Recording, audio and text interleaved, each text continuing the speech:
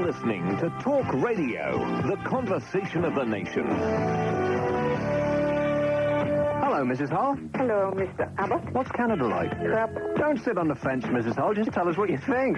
There's only one David Bowie. David Bowie! I'd like to talk censorship. I'm afraid that's a censored topic. We can't discuss that on the air. Well, how come that? How come that? Okay, that'll be the lesson in the next hour. It's Open University. Please have your notebooks ready.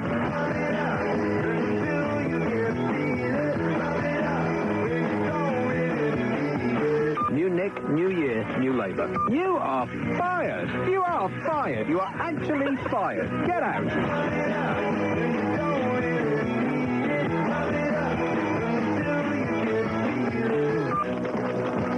It's precipitating down outside. It's not called Listen Radio. It's Talk Radio, not Listen Radio. Yeah, there's good argument for shutting up and calling somebody up. Nick Abbott. All of a sudden, we're on again. We haven't done the mic check, Kev. B's, P's, and S's. Me. Let's introduce the members of the cast. I'm Nick Abbott. I do this show. It's all about me. In it. And then there's Kev, who is amusingly called Creative Kev, which is, funny in and of itself. And people seem to be freaking out in there. Why is everybody freaking out in there? They caught us unawares. Why there? Well, because they sort of finished on time. We always finish on time. You if you shut don't up. mind. Who invited you? I'm always invited. I thank you. Get out. What a voice. Man, put that guy on the radio. Actually, he is on the radio. Is he? Yes. Get him off the radio. Oh, thanks, by the way, to Danny Baker. Haven't thanked him roundly in a good long while. How long is this show? 2 hours. 2 hours? What's that one for the BBC? 2 hours? Does he think he can stand a show lasting 2 hours? Him and his on-air assistant and all the 50 other people he's got in there. 2 hours. Is he sure that the workload isn't too much for him? Do you think he's got enough energy to get his knees up?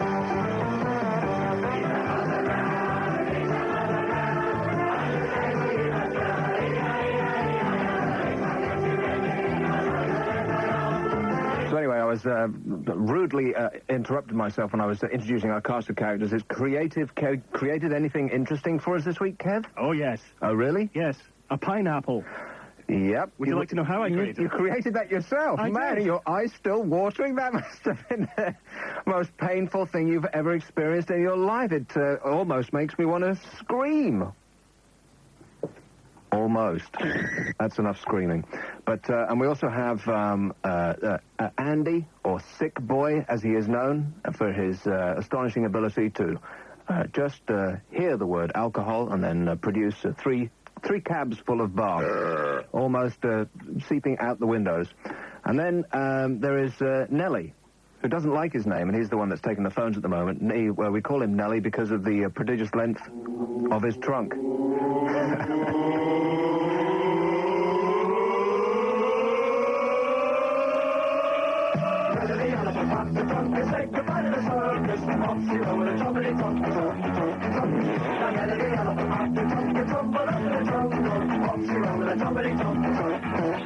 And I think he's beginning to like the name a little more now. It's 0500 1053 89 Talk Radio. I'm Nick Abbott, and so we do the facts and all that sort of jazz right off the top. We're going to do a couple of other things in the show. It's going to be we ordinarily do lightning rounds, or rather we haven't in a good long while, and that's because I just got sick of them, so we should bring that back in a different form. And it's going to be a question. Instead of a statement, which is how the lightning round used to be, if you've never listened to this before, it's just a matter of moments you get on the air, just a matter of seconds. You just get to say one thing and then you're gone. You don't wait for a response or a reply. It's not a discussion, or this is not discussion radio. It's not listen radio. This is talk radio. And so you just, little snippet is what I'm after, and it just go like that, just rapid fire.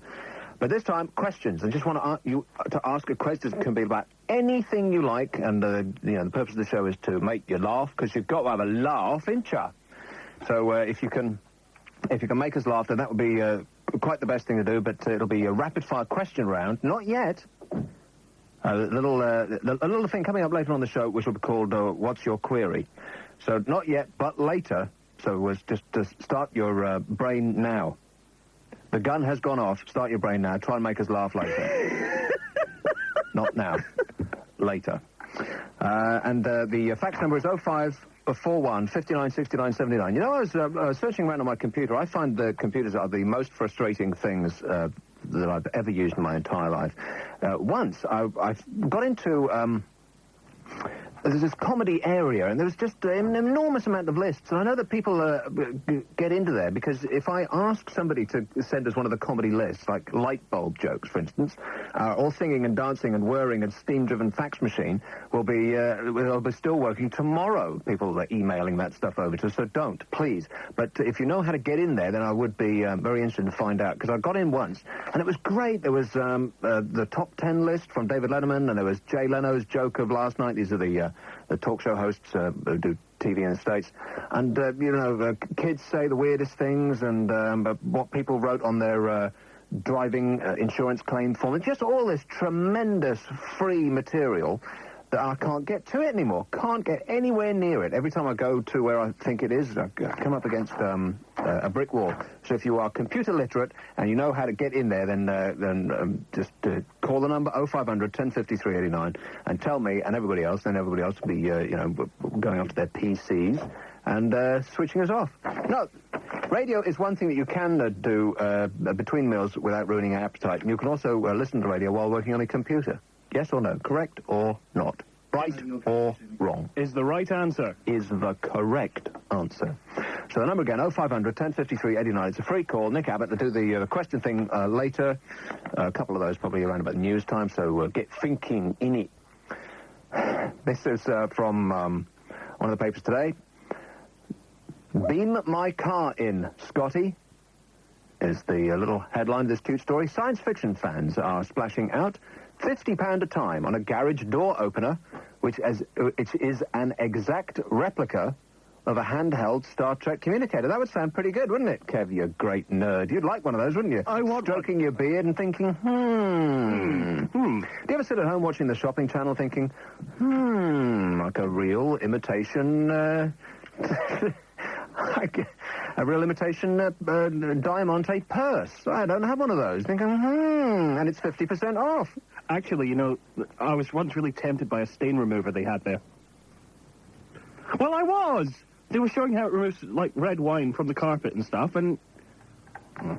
And any, apart from red wine, any other stains that you might like to share with us of a personal nature? I spilled some curry once as well. Did you? Yeah. Where did you spill it? At home. Say at home, like in the lounge, something like that. In the lounge? Yeah, too late. So that sounds actually quite good. £50 a time. What a rip-off. But it'd almost make you want to rush out and buy a car, wouldn't it, being a Star Trek fan? You're a Star Trek fan, aren't you, Kev? I am indeed. Let's not mention Star Trek, because that's all we're going to get calls for. Did you notice in episode 150, Mr. Zulu was green? It's Zulu and it's episode 153. Get the facts right. Wouldn't you like one of those, a £50 a time garage door opener? I'd like one of those lavatory doors that close like they do on the bridge. Close like they do on the bridge, Captain, so I can boldly go where no one has gone before. You could see that coming a mile away, couldn't you? A light year away, in fact. These are the voyages of the starship Enterprise. Its 5-year mission, to explore strange new worlds, to seek out new life and new civilizations, to boldly go where no man has gone before.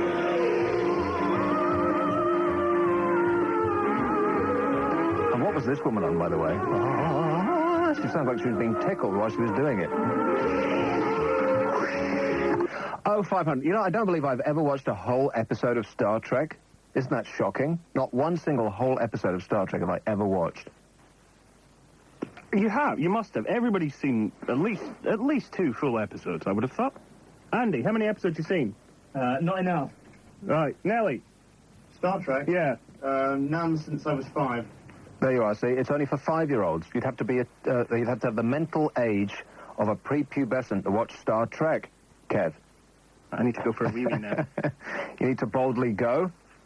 0500 1053 89. Let's get into some of these calls now, because we've virtually got a free board, one line free. Here is, let's be perfectly fair about this, and waiting the longest is a bloke in London called Gary with 2 R's. Is that right? No, it's 1 hour, actually. Okay. Would you mind if I called you Gary with 2 R's just for the course of the show? No, you help yourself. I don't mind at all. Okay. Well, as long as we don't... I don't want to disagree about your R's. No, that's right, because R's are very important, actually. I know mine is. Yeah. What I'd like to talk about is actually wine, because we've got a very good wine tonight. It's called, let's have a look. It's Côte de Nuit Village, and it's very good. It's only £13 a bottle. £13 a bottle? Yeah. For wine? You're it's very good, joking. No, that's what I was going to see. What I was going to say is that people don't appreciate wine, you see, especially in Acme. And what we could do is, even just to prove this, that it's a decent wine, Jason is prepared to play some music for you, and to prove how good he is. Is that okay? This is obviously... Okay, here we go. Yeah, do you want to hear a bit of... I think we're going to have to anyway, so let's get it over with, yeah. Traditional flamenco music. Here we go.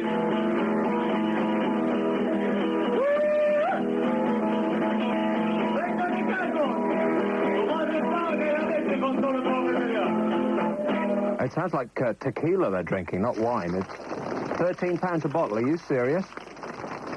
It all has the same effect in the end, doesn't it?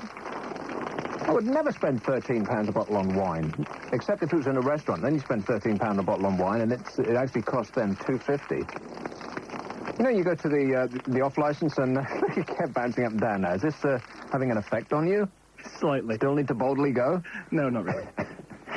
Would it help if I went in there and slapped you in the stomach a few times?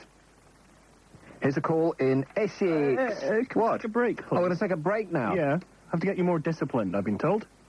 More discipline on the show? Yes. Well, actually, that sounds pretty good to me. So during this break, we'll instigate a little more discipline in the studio, and we'll be right back tingling.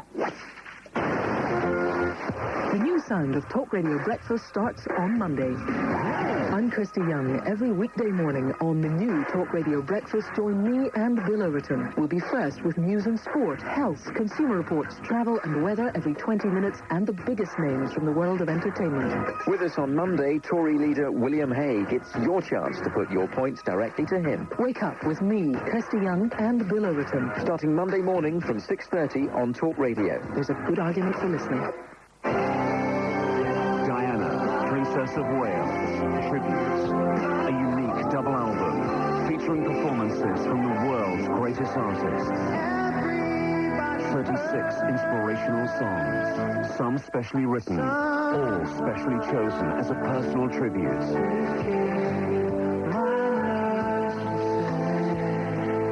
Diana, Princess of Wales, Tribute, the album. Nick Abbott on Talk Radio. Free call 0500 1053 89.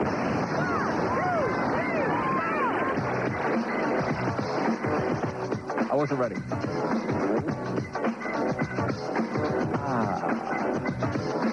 This sounds good. Of course, the new breakfast show is starting on Monday, and Talk Radio's Dial Miles with First Choice Holidays also starts on Monday. We'll have a holiday to give away every single day. You and a partner can be flying off to Tunisia, Mexico, like that last call, Corfu, what a scorcher, Barbados, Florida, or even the Dominican Republic. Where's the Dominican Republic, Kev? Could you pinpoint it on a map if I gave you £1 million? It's near Dominica. Is it a republic? Probably.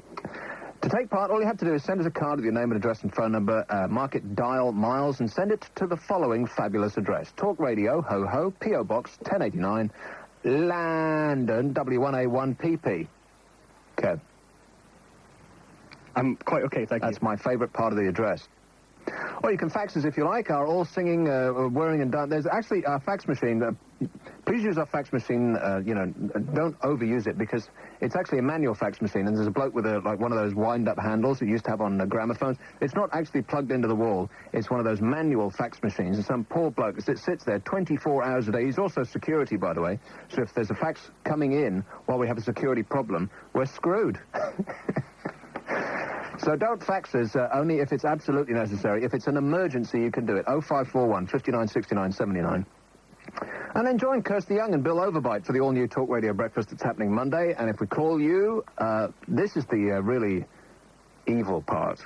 It's one of those really evil radio games, the really nasty games that will make your head want to explode. See, if we call you up, the longer you let your phone ring, the more miles you get to travel, right? But you have to answer it before the miles run out. What kind of vicious sadist came up with this game?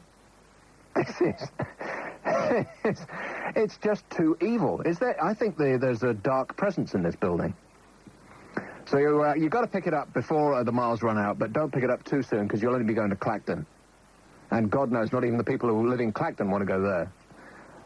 Send us your details now. You could be a wiener with Talk Radio's Dial Miles with First Choice Holidays. Always have a happy holiday with First Choice. And that's starting Monday. Good stuff. Now, we've got a bloke called Paul from Essex who was waiting through the break. Hello. Hello there, Nick. How's it going? It's not bad, are you? All right. Okay, right. There's going to be no Dunstable Tattooing Festival this year. Oh, really? Oh. What? Man, I was just saying to Kev the other day, at the Dunstable Tattooing Festival, I was going to get to 3 pounds of metal stuck in my nose. It's brilliant. I mean, you'd think that they'd cancel something because something that affected that happened badly, wouldn't you? Like, someone got infected or somebody's tattooing gun slips and pokes somebody in the eye, but no. So what was the reason given? Behind the area they have the actual festival is a small lake, or you could really call it a pond. Yeah. And there were some boats in there. Uh-huh. And there was a freak yachting accident. A freak yachting accident, you say? That's right. And what was the nature of this freak yachting accident? Well, that was it? Okay, it was obviously like way over my head. Unfortunately, not funny either. I mean, I'm not, I don't mind being strung along as long as it's a funny payoff, but that was pathetic. Or maybe he got cut off. Should we give him the benefit of the doubt? No. No, I don't think so either. I think we should give him a blindfold and a wall to stand in front of. 0500 1053 89, it's a free one. Nick Abbott on the radio, ho ho. Remember, I'm going to do a lightning round. It's going to be called What's Your Query? Just little quick-fire questions about anything at all. It couldn't be simpler than that, could it? I mean, the whole world is open for you to exercise your creativity in that respect. Got a question for me, Kev? Can I be excused, sir? No, shut up and sit down. Go to the back of the class, furthermore. Only one child per half hour, remember, and it sounds to me like this is it. Newcastle.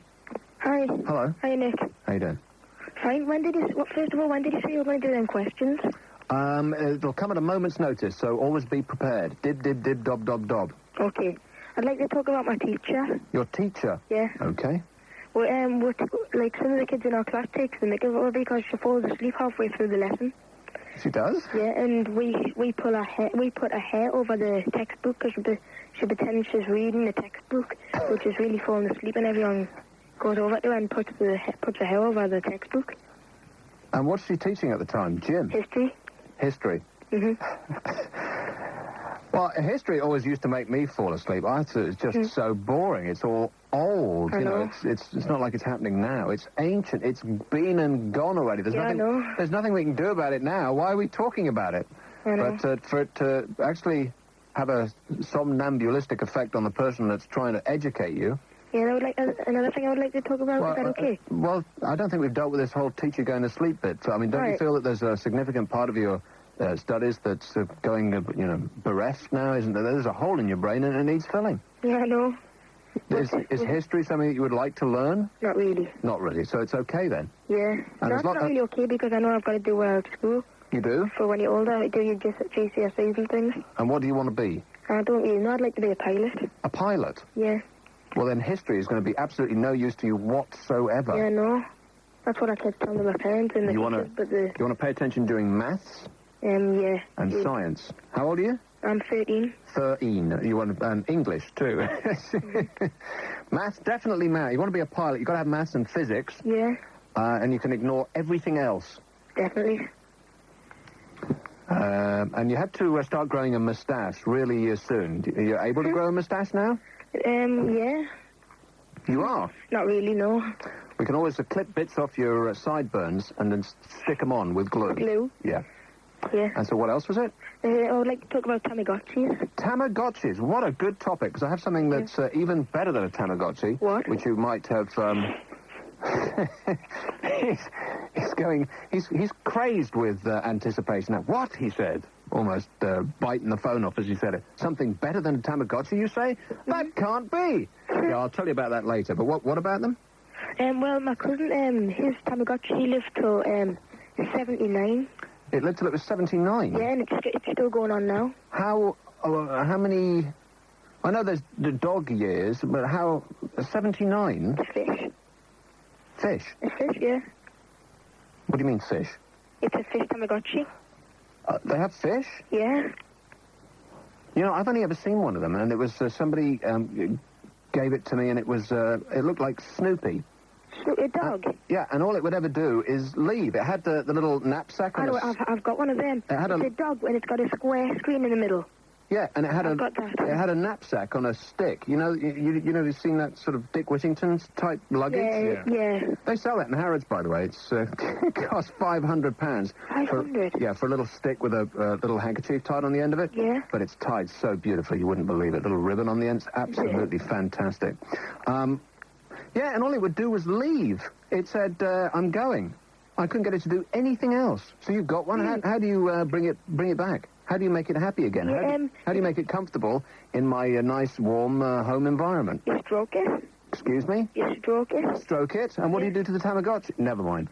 So, you have a fish that's 89 years old. Is that what you said? No, my cousin had a fish that's 79.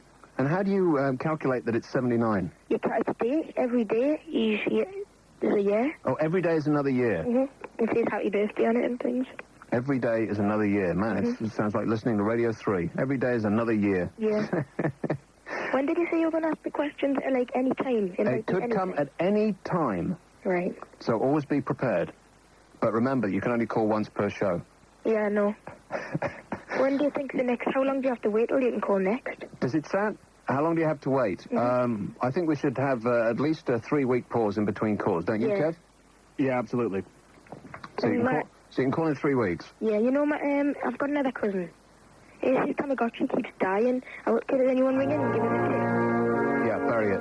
I think you can actually get them... Because some churchman was very upset that all the kids are obsessed.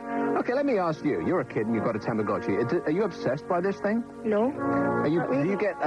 if it died, would you get really, really upset? Or would you just think, well, it's just a toy, I'll get another one? I would just put it down on the floor and then just walk away and do something else. You'd put it down and you'd walk away. Yeah. Well, that was very eloquently put. It was almost like the ending of a movie. You can see the camera panning back now. He just... No emotion. He just puts it on the floor, and without a tear and without looking back, he just walks away. And then your mother will come in and tell you to pick it up. Yeah, I know. All right. Thanks a lot, Paul. What a great call. Okay. You can call later. Don't pay any attention to me. What a great kid. 0500 1053 89. Only one child per half-hour segment, and we have priority to women. Have we had one single woman yet? I don't think so, actually. There's too much testosterone on this show. We need more women. And I'll tell you why. It's because women like to hear women on the radio, and so do men. Yes. Too many men is just not good. It's not good for ratings, and it's not good for demographics. We have to bring the women in. Have to bring them in. And the reason is partly because there's no women is because we've had football for the last 5 hours. And if there's anything that's going to make women turn off in droves, it's football. Am I right? You're not wrong. So they start to trickle back. The nearer we get to Mike, Mike's like a women magnet. Almost said something wrong there. This was almost the last show I ever did. He's a woman magnet, is Mike. And so the nearer we get to Mike, the more women we'll get. And I can't wait. Maybe I should hang out with them more then. Yeah, desperately, or something. I thought you were going to say something. Oh, I thought better of it. 0500 1053 89. Women get priority. Anything at all that a woman wants to say on this show, that's just fine with me. Here's another, we seem to be Essex heavy this evening. Here's a bloke called Mike. Hello. Morning, Nick. How's it going? It's going just fine. I want to talk about the Q Magazine Top 100 albums all time, and more specifically the Top 10. But before I start talking about that... I don't know. Just the sound of his voice. What do you reckon, Kev? First of all, he said, good morning. And then he starts starting with the sing-song thing. He always says good morning, though. Who's he, then?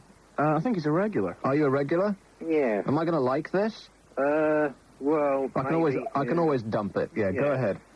Well, you know how you always say that when you hear, whenever you hear something like, "Oh right, yeah," you always hear Carol McGiffin's voice in your head. In my head, yeah. She's saying, "Oh right, yeah." And it's really actually, I haven't, because I haven't played the McGiffinator in a little while. I haven't thought about that in a little while. Because I haven't actually used that very much in the last few weeks, have I, Kev? You haven't. And so I'm not thinking, oh, right, yeah. But, you know, I love her so much that I wouldn't mind if I did. Oh, right, yeah.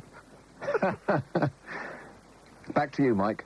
Yeah, one thing that's puzzling me, you've had loads of people asking you to make a Mike Dickinator, and you haven't made that. I can't remember anyone asking for a Lorraine Kellinator, but you made that, though, didn't you? Why is that? No one wanted that. Everyone wants the Mike Dickinator. No, Mike in Essex wanted the Mike Dickinator, and Nick wanted the Lorraine Kellyator. Oh, good. So as far as I'm concerned, what Nick says goes. Right. Well, that's not good. Yeah. It's time to say goodbye. Hello? 0500 1053 89. It's a free one. Let's have a Mike Dickinator. Of course, with a name like that, there's all sorts of things that you could call it. Have you ever met him? No, I don't think so. I don't think you have. If he's here later on, we'll introduce you. Then you'll know why we're not doing a Mike Dickinator. Oh, really? Why aren't we doing a Mike Dickinator? Because he's a very nice man, and he might hit me. Ooh, let's do one then. Yeah. That would be great. So that chap was talking about the Q magazine did a poll of the best albums of all time. And something that Radiohead came out first. And whenever you do a poll on the radio, people always what they bought last will be one of their favourites because they have something invested in it. It's like you go to the theatre, and if it really, really sucks, you don't want to admit that it sucks, so you just paid 70 quid for 2 tickets. So because, as for psychological facts, trust me, I'm not a doctor. So if you actually spend a lot of money on it, or you have spent money on it recently, or you have put something of yourself in it, then you think of it more highly than you would if it was free. It's like being in show business. I get loads of stuff free. And you just think, I might go, I might not go. Oh, is it that time already? But it doesn't make any difference. If it's great, then you think, yes, this really is great. And if it ain't, then you couldn't care less one way or the other. If you'd spent money on it, then you would, I think I've run that into the ground, haven't I? Do you understand what I mean? I think it seemed to have been saying the same thing over and over again for about 5 times. Makes a change? Someone's come in here and shut me up. Okay, just before we go to the snooze, you might have heard the good news that the police in the Canary Isles foiled plans by 32 religious cult members to commit suicide and arrested their alleged leader. You know, they believed that the world was ending. It's another one of these, and a spaceship would come down and pick up their bodies and everything would be fine. So that's good news. The police foiled plans by 32 religious cult members to commit suicide. Unfortunately, in Tenerife, the penalty for trying to commit suicide is death. We'll be back. Discover what the stars have in store with the Talk Radio Directory. Debbie Frank's interactive horoscope reveals what the future holds for you in all aspects of your life. Unlock the secrets of your destiny. Call the Talk Radio Directory on 0930 567 567. Calls cost 50 pence a minute. 0930 567 567. Talk Radio. There's a good argument for listening. What possible rhyme or reason is there to your spelling? How do you spell rhyme? And for what possible reason? Are you confounded by blanks in crosswords, bewildered by Scrabble? How can you tell this commercial is spelled correctly? It isn't. Send for the spell checker. Sits in your pocket and comes out and saves the day whenever you're embarrassed to spell words like embarrass, receive, or accommodate. A spell checker will also help you cheat at crosswords. 11 words across starts with A, ends with E. Type in the letters you do know, leave the ones you don't, and spell checker gives you 130 options. A spell checker is also a thesaurus. Let's see, I want a word that means the same as filthy. Spell checker gives me depraved, foul, low, unwashed. A spell checker is tiny and sexy, the size of 2 credit cards, with a QWERTY keyboard. The ideal companion for dyslexic, Scrabble-playing crossword addicts who write a lot of letters and travel abroad on holiday. Because not only does it have 160,000 words in the spell checker and 270,000 synonyms, it'll also work out exchange rates from, say, pesetas into yen or any other currencies you choose. And it's a calculator. A spell checker won't, however, check your answer phone or firm up your buttocks. But batteries are included, and you get your money back if not completely satisfied. A spell checker costs £34.99 plus £1.50 PNP. Call 0800 260 260 and order now, and you'll have it within 1 calendar month, spelled CALENDAR. 0800 260 260. Spell checker. I'll spell that out for you. 0800 260 260. Across the UK on 10:53 and 10:89 a.m. This is Talk Radio. It's 8 o'clock. I'm Siobhan Harris. Tony Blair's radical blueprint for the future of Northern Ireland has divided politicians. Loyalist parties have given a cautious welcome to plans for a power-sharing assembly with members from both Belfast and Dublin. They want it overseen by a planned council of the British Isles. The Nationalists have reacted with unease, with SDLP Deputy Leader Seamus Mallon insisting the plans are unacceptable. It seems very inaccurate and indeed very mischievous to suggest that the North-South institutions or bodies which would be set up would in any way be subsidiary or secondary. A woman in her 20s has died after a train collided with a car at a level crossing in mid-Wales. 2 other women who were in the car have suffered serious injuries in the accident near Bournemouth. Police believe a badly burned baby taken from hospital against medical advice may be in the Irish Republic. The 21-month-old went missing following a visit from her parents to Billericay Hospital in Essex. Doctors now fear that without treatment, Philomena McDonough could be at risk of serious infection. Detective Superintendent Steve Reynolds says the child's health must be their priority. They haven't committed any offences whatsoever. Our concern is for the welfare of the baby, Philomena, and, that is our prime concern. We want her to be in a position where she's safe and well.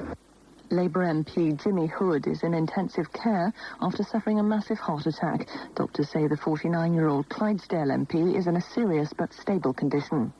Customs officials have foiled a plot to bring £32 million of cocaine into Britain. Officers stopped a car heading for the Channel Tunnel in Calais and found one of the biggest ever hauls of the drug. 2 men from West Yorkshire have been arrested. Sport and Premiership leaders Manchester United proved too good for Spurs at Old Trafford. They won 2-0 with 2 goals from Ryan Giggs. Chelsea move into second place after beating Coventry 3-1, and bottom place Barnsley were thrashed 6-0 by West Ham. Independent Radio News.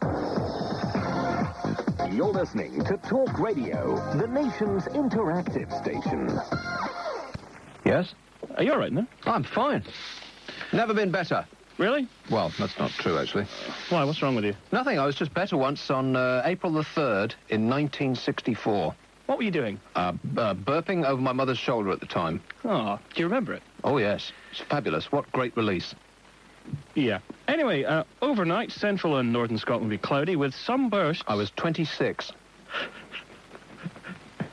With some bursts of... Shall I start again? Overnight, central and northern Scotland will be cloudy with some bursts of mostly light rain.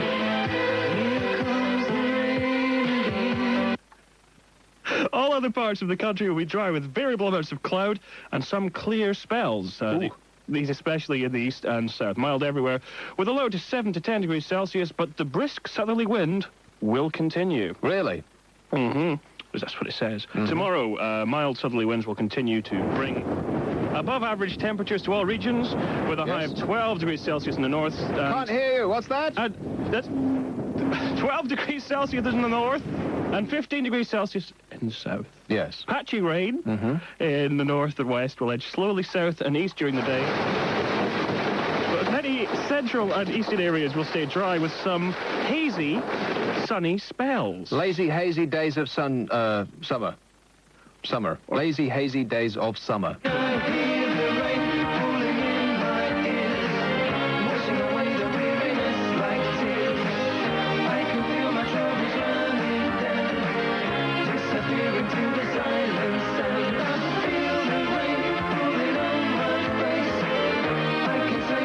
Oh, you're still going? Yes. I was getting into it. No, you thought you were somewhere else, didn't you? final sentence. It sits on its own, and you're going to enjoy this one more than you've enjoyed any sentence possibly ever. I doubt it. And this is it. Does it include the word yes, Nick? The words yes, Nick? My favourite word, yes. No, Nick. Are you ready for this? I don't know. Because I'm going to hit this button. I'll only know when I hear it. The wind will be quite strong at times. Hello, Mrs. Hull. Hello, Mr. Abbott. What's Canada like? Crap. Don't sit on the fence, Mrs. Hull. Just tell us what you think. There's only one David Bowie. David Bowie! I'd like to talk censorship. I'm afraid that's a censored topic. We can't discuss that on the air. Well, how come that? How come that? Okay, that'll be the lesson in the next hour. It's Open University. Please have your notebooks ready.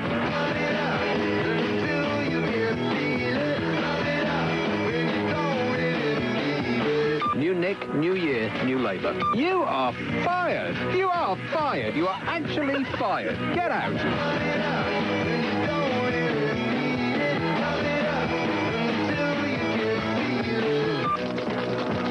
It's precipitating down outside. It's not called Listen Radio. It's Talk Radio, not Listen Radio. Yeah, there's good argument for shutting up and calling somebody else. Nick Abbott.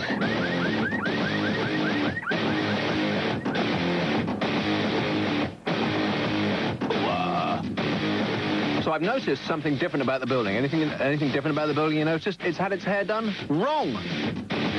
New dress. No. Think again. Anything different you can think about this building at all, Kev? Anything different at all that you can think about this building? There's a Anything picture... strike you as different about the building? Picture of you in the foyer area now. Yes. Where we buy the popcorn. Anything different between this week and last week? Anything different about that area? You're getting warmer. You're getting Fanta. Does anybody know what that is? You don't know what that is? No idea. You ever hear Derek and Clive? Yes. And you still don't know what it is? No. He says, hello. He says, I can't hear you. He says, you're getting fainter. And the other bloke says, getting Fanta? No. Not Fanta. Fainter. You gotta get it. And unless you're a parent, in which case, don't. You won't like it, Mum. What else is different, Nick? Derek and Clive, that was Peter Cook and Dudley Moore, two of the greatest comic talents we've ever had in this great nation of ours. We're different. Think. You're getting warmer, man. You're thinking, There's a couple of spaces open up for the new breakfast people. Are there? Their pictures. I don't think there are spaces there, actually, are there? Yes, there are. Because you've been moved along a bit. That's correct. I've been moved along a bit. Last week I was... see, what we have is the images of everybody who works here. Images. On the wall. Some of them look like cartoon... look like artist impressions of people who work here. And I know mine is... You ever had your photograph taken professionally? Mm-hmm. For what? Like criminal records? No. Not for a long time. I don't like having my photo taken. I can imagine. Just imagine the results, yeah, I think. Okay. Thank you. Oh, I think I've hit a little nerve there, ladies and gentlemen. But, no, I had about 3 feet of makeup on. I look like I'm made out of plastic. If you go up to my picture really close, it looks like I'm like a shop room dummy. You know, somebody said that to me the other day. He said... That I sound like a dummy? No, someone said, does Nick have really waxy skin? Yes. I said, yes. Thanks a lot, mate. That's all right. No, but they virtually put it on with a shovel. You know, actually what they did is they got a vat of the stuff and stuck my whole head in it. So that it came out like I just had a cream pie in the face.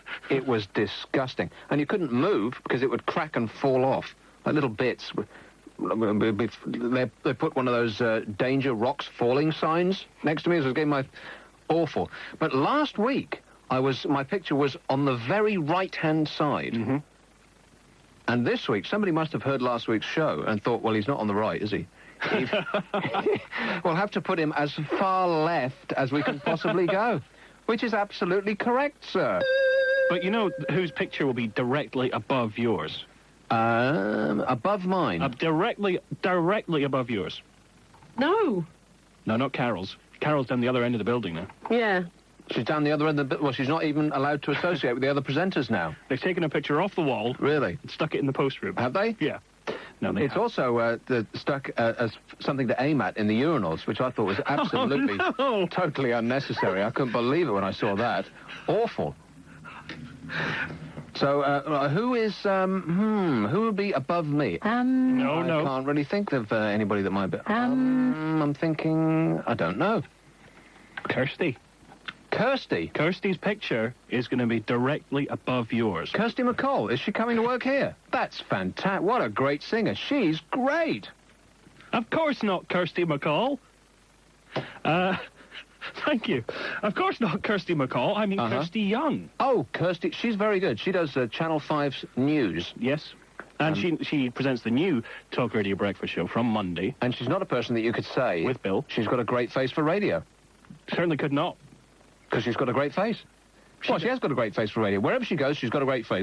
The thing about Kirsty is, wherever she goes, there she is. Let's take a couple of calls, because it doesn't seem like I'm making any sense at all. Here's one called Roj in London. Hello? Roj. Oh, hiya. It's you. Nick. Yes. How you doing? Fine. Are you talking about pets, yeah? Pets? Pets, yeah? Yes. I had to unplug my fridge to listen to you tonight, and all my pet food's going to go down the drain. Well, your pet food is in the fridge? No, it's in the fridge. It was in the freezer.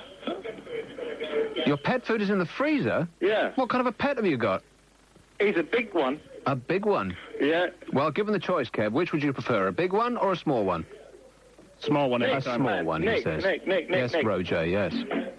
All right, so I'm not that interested, but I'll ask anyway. Why did you have to unplug your freezer to listen to the radio?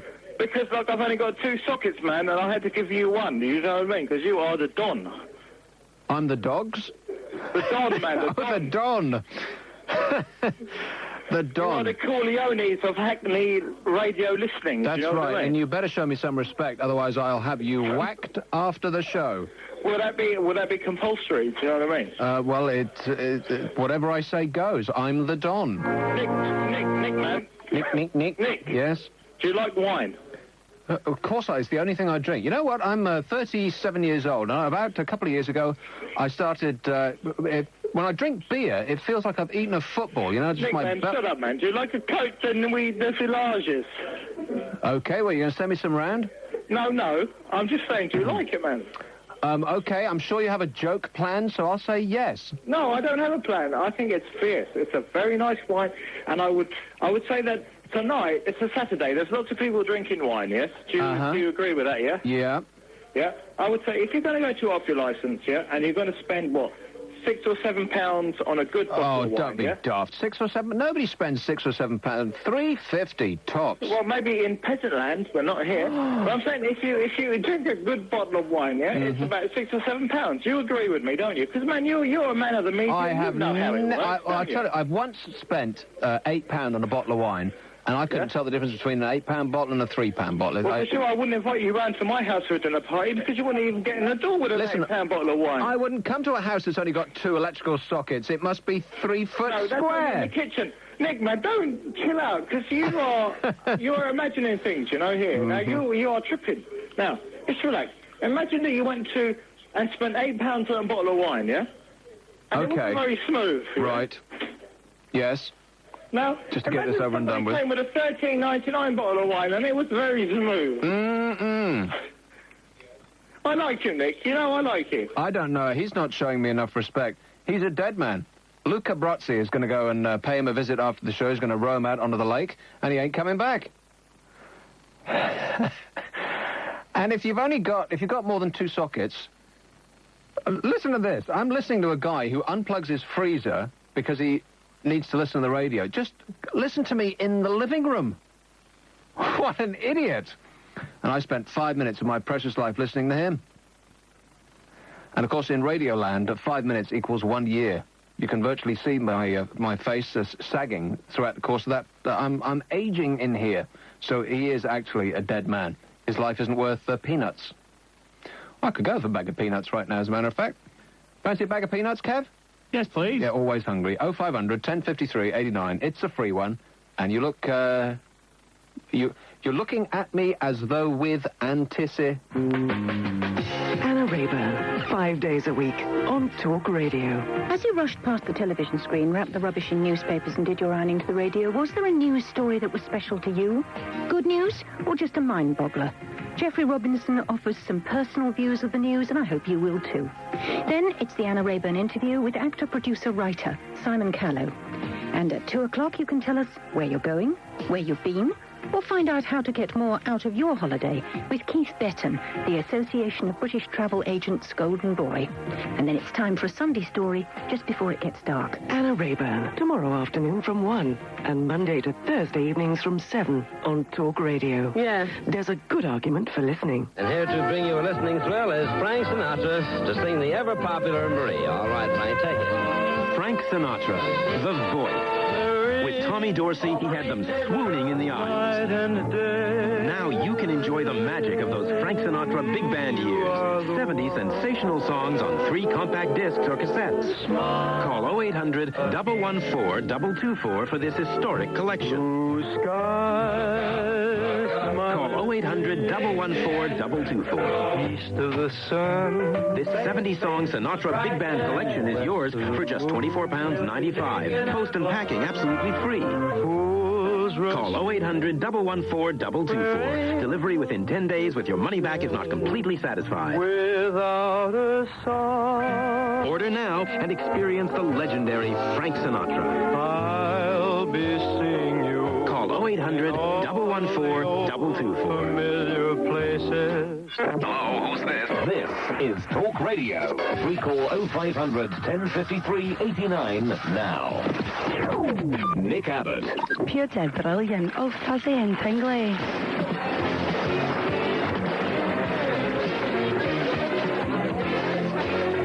Patient.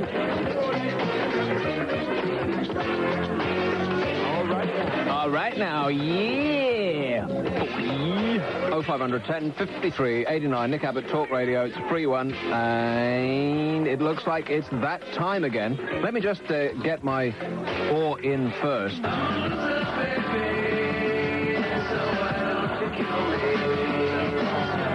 not that I want to,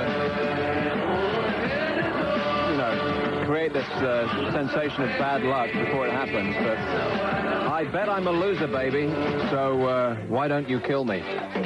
Have we still got that? What is going on there? I was off trying to find the lottery results, and I forgot. And we had 2 pieces of music on at the same time. Do you have any idea how that must have sounded? Nice ladies and gentlemen on their radio sets? I think you need to apologize to the nice ladies and gentlemen right now. I'm very sorry. No, really, I am. I really, really am. I really am so very sorry. You will be. Here's the lottery results then for the umpteenth national lottery draw. Here are your losing numbers. Yeah, is that them? That looks like them. Okay, ready? Ready. 3. Ooh. 3. What a great start. So, in other words, this is the best start I have ever had. To get the first number right means that the odds must be in my favour to at least win £10, which has only ever happened to me twice before on this stinking suck-hole game. Are they advertising with us, by the way? They might be. Probably the best game of chance, and they do such a lot of work for charity. Don't they just? Meg Pickle Ham Sandwich, my good personal friend and numerologist with Ian Collins, loves the way that you do the lottery, by the way. She thinks you're very funny in that respect. She's a what? She's a numerologist. She works with Ian. She foretells the future through numerology. No, it's personality and potential through numbers. Well, as soon as I heard the number 3, I knew you were going to say that. I think she wants to do your numbers, actually. Really? Yeah. Do you think my numbers are up? Could be. 10. 10! Ah! Oh. Unlucky. 11. 27. 47. Okay, stop right there. 27. I've only got one number above 27. I can't win now. 49. I am a loser, baby. So why don't we just forget this stupid game? Do you want the bonus ball? No. No, this time I don't want the bonus ball, okay? And you always say it when I tell you not to say it. Nobody, not one single person in this audience is interested. To this point in your life, I've said it before and I'll say it again, has anybody been interested in your bonus ball? 8. I can't believe that you said that. Oh. You're a dead man, too. It'll be a twofer. He'll use one of those really big guns and you'll just have to stand behind him because we only want to waste one bullet. 0500 1053 89. Who's been waiting the longest? It looks like a bloke in Glasgow. Have we had any women yet? Have we actually had a single woman on this show yet? I think we did, didn't we? We did? Did we? Yeah. 6 point. No, we didn't. No, I don't believe it. This is awful. Far too much testosterone pouring out the way. It's like Saturday is your testosterone day on Talk Radio. The boys just take over. Come on, women, let's start fighting back. Here's one. You get priority. Anything you want to say, trust me. Here is a call in Glasgow, and it's a bloke called Johnny. Hello. Hello. What's up? Right, I'll tell you what it is, right? Like, I've never been on this thing before, so, see, it was my girl, right? I just want to know, what would you do? Right, my girl, she actually, what you call it, don't know what way to say this, I actually did it with another fella. Mm-hmm. Right, so I was wanting to know if you could give me a way out of that, what to do, because I've been seeing her for 3 years. Have you discussed it with her?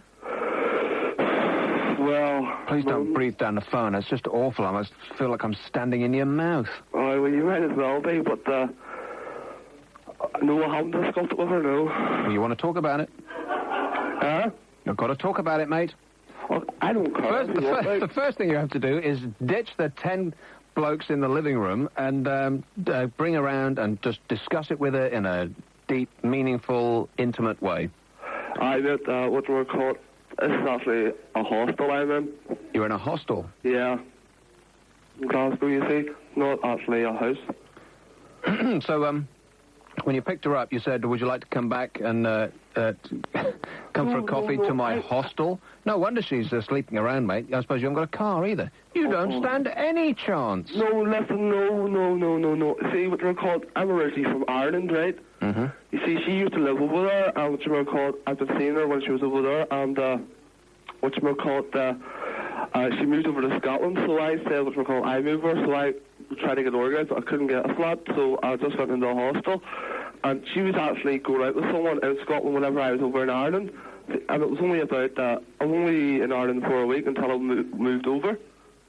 This is the saddest story I've ever heard. You left your homeland to chase this woman, and now she's sleeping around? Yeah, but the thing is, I don't understand. I've been seeing her for 3 years. You got that one? Yes, I did. He was all right. He just, It slipped out, yeah. Yeah. And so did the swear word, too.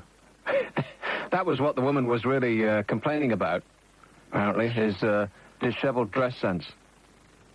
Yes. 0500 1053 89. You know what? I'm kind of glad that did happen, and we had to we had to lose him. It was the law. It was, actually. Because it was where was that call actually going to go? I'm actually quite glad it happened as well because it's time for a break. Put him on hold, and he can talk to Anna. He could talk to Anna. We need an Anna-ator. Oh, no, we don't.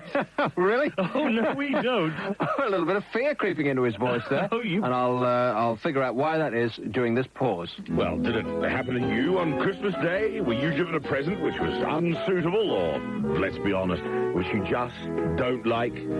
Did you get Tinky Winky when you really wanted Dipsy? Or did you get one pair of thermal socks too many? What can you do with a present you don't want? Well, don't ditch it. Donate it. Take your spare presents down to your local Scope shop. They'll sell them to help raise much-needed funds for their work with people with cerebral palsy. Find out where your local Scope shop is.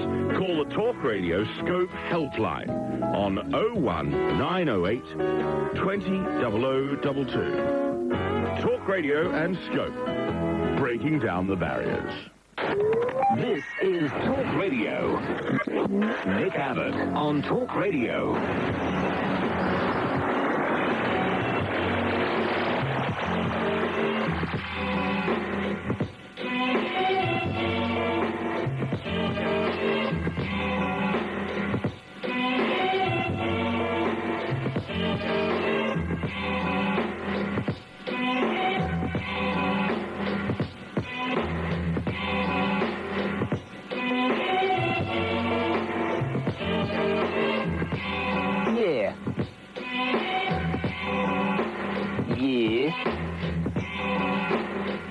Yeah.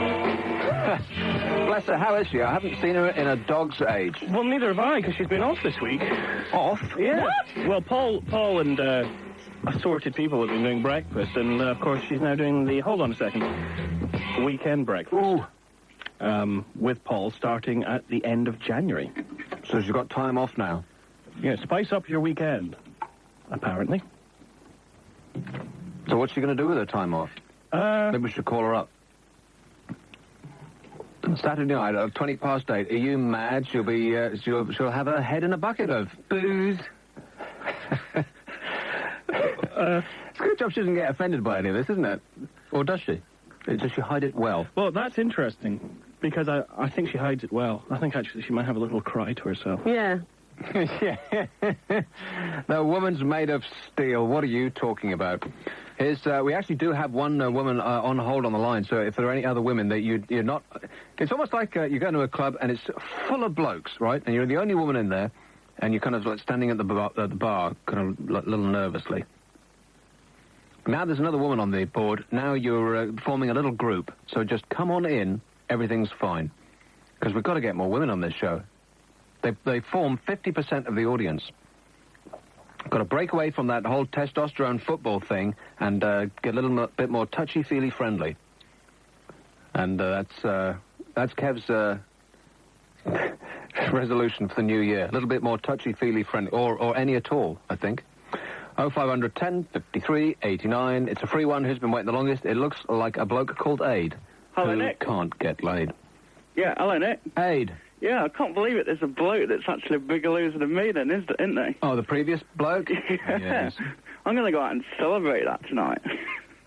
Yeah, you've heard about these virtual women or something, have you? Well, yes, hold that, because that's a topic... Oh, I might as well do that now, I suppose. Yeah, I mean, who could you pick better than me to do that to? A virtual woman. You think you're going out and getting one? I bet one wouldn't have me, would it? Yes, it would leave. How real are these things? Okay, here's the story. You want to hear it, or shall I do it after you've done your bit and go? No, do your bit so I can, throw my tuppence in, yeah. Oh, he's going to throw his tuppence in now. All right, teenagers tired of virtual pets have another toy to tempt them, the virtual lover. Owners of My Lover, the latest sensation from Hong Kong. I used to like it when I was on another radio station. We had the financial news. This is the only part of that whole year on that other radio station, that awful, dull thing that I used to be on, that local BBC thing. We used to have the finance news, and it used to be the Hong Kong Ang Seng. That's what they call it. The Hong Kong Ang Seng.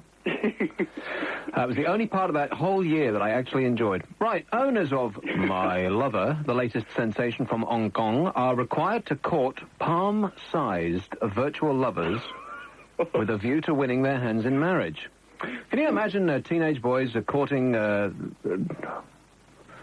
don't know, maybe I shouldn't finish that sentence. Yeah, I know what you mean, anyway. They're holding it in the palm of their hand, and the My Lover, too. Suitors must shower their electronic sweethearts with gifts and love letters if they are to win their hearts. This is great. You get to buy flowers and chocolates and diamonds and ties. Ties? Yeah, ties? Yeah, even I'm not that sad that I'd buy a tie. Oh, I guess they must come male and female, you would think. No, they must do. Yeah, you should. I mean, you can choose which pet you get, right? It can be a fish or a dog or a cat or whatever. Do they have babies?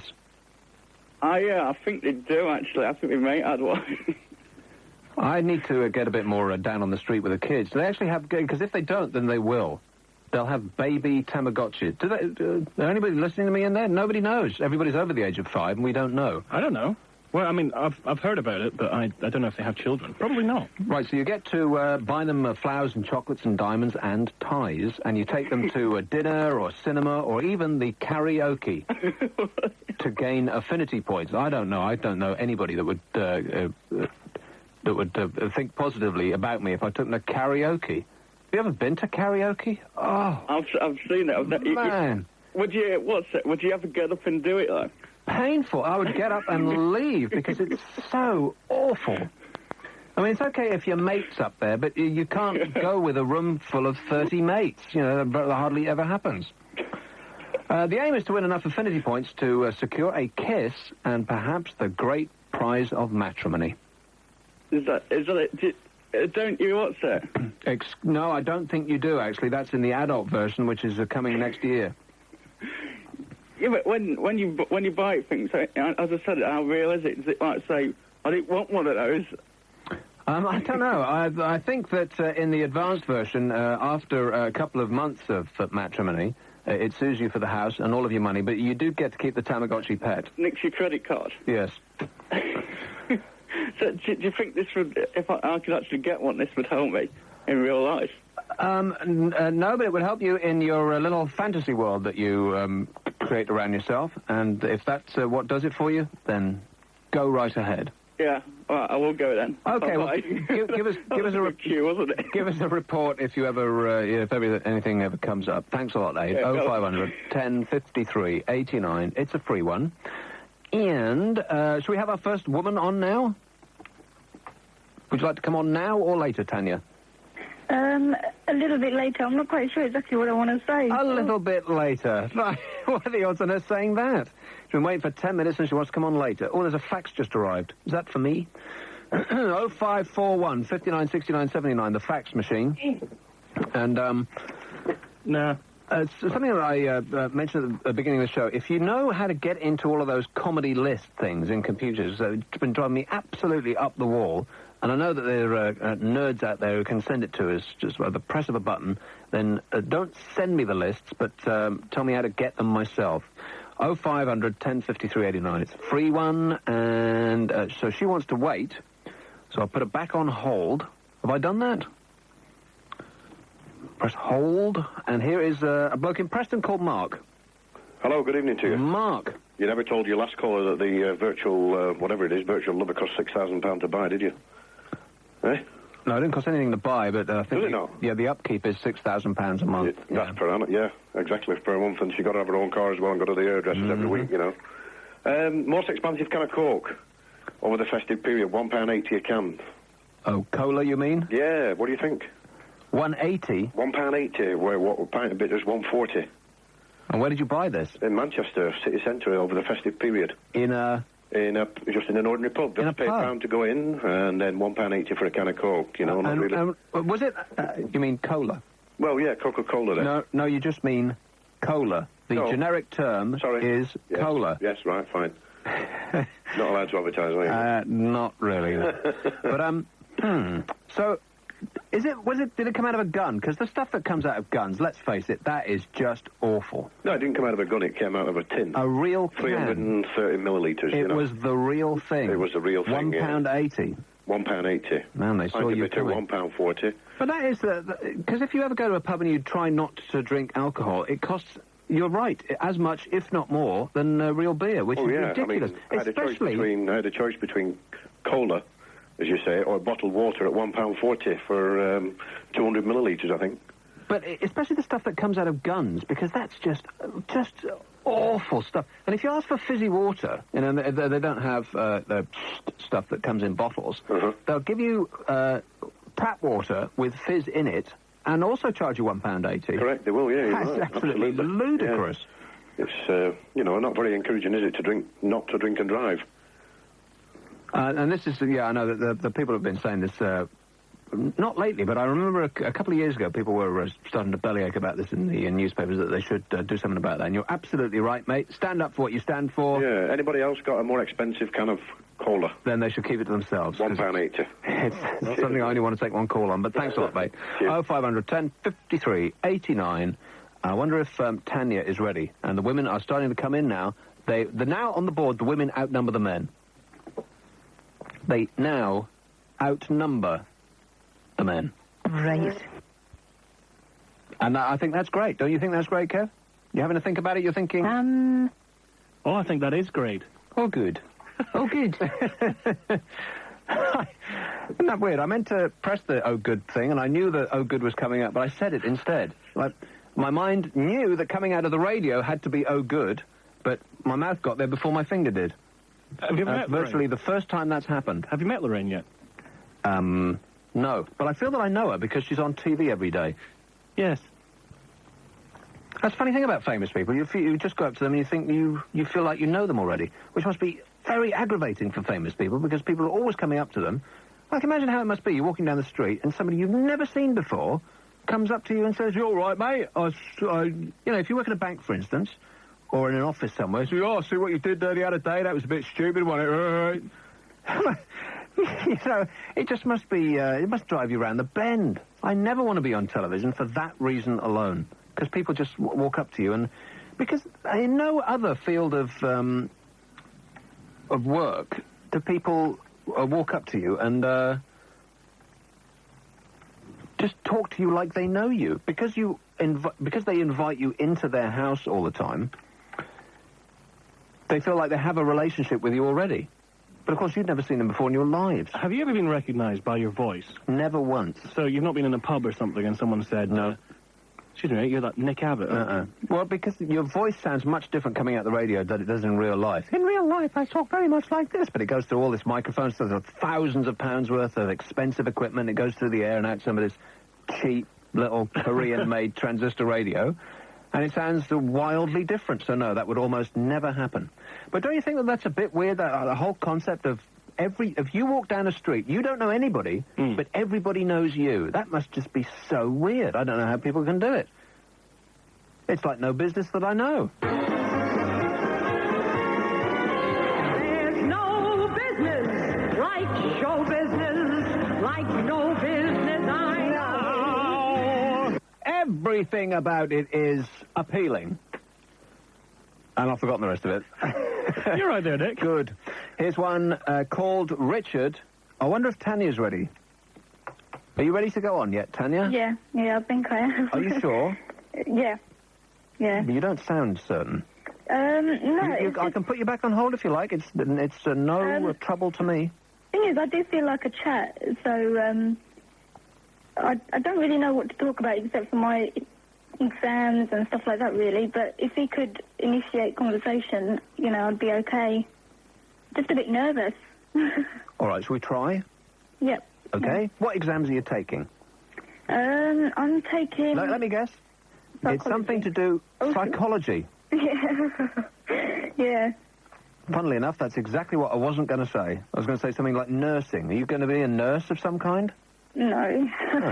What are you going to do? No. Psychological... The thing about psychology is, what was that quote from a cab driver? What? Oh, the thing about psychology, the cab driver, a quote of the year that I did on last week's show. In case you missed it, here's an edited highlight of last week's show. Cab driver had a leading psychologist in the back of his cab, and he said, the thing about the brain is it's so mental. It's so... Fantastic. Yeah. Mental. It's so... No, the thing I don't like, is when I'm being called a psycho every time anyone finds out I'm studying psychology. And what year are you in? I'm studying secondary. I'm actually studying A-level.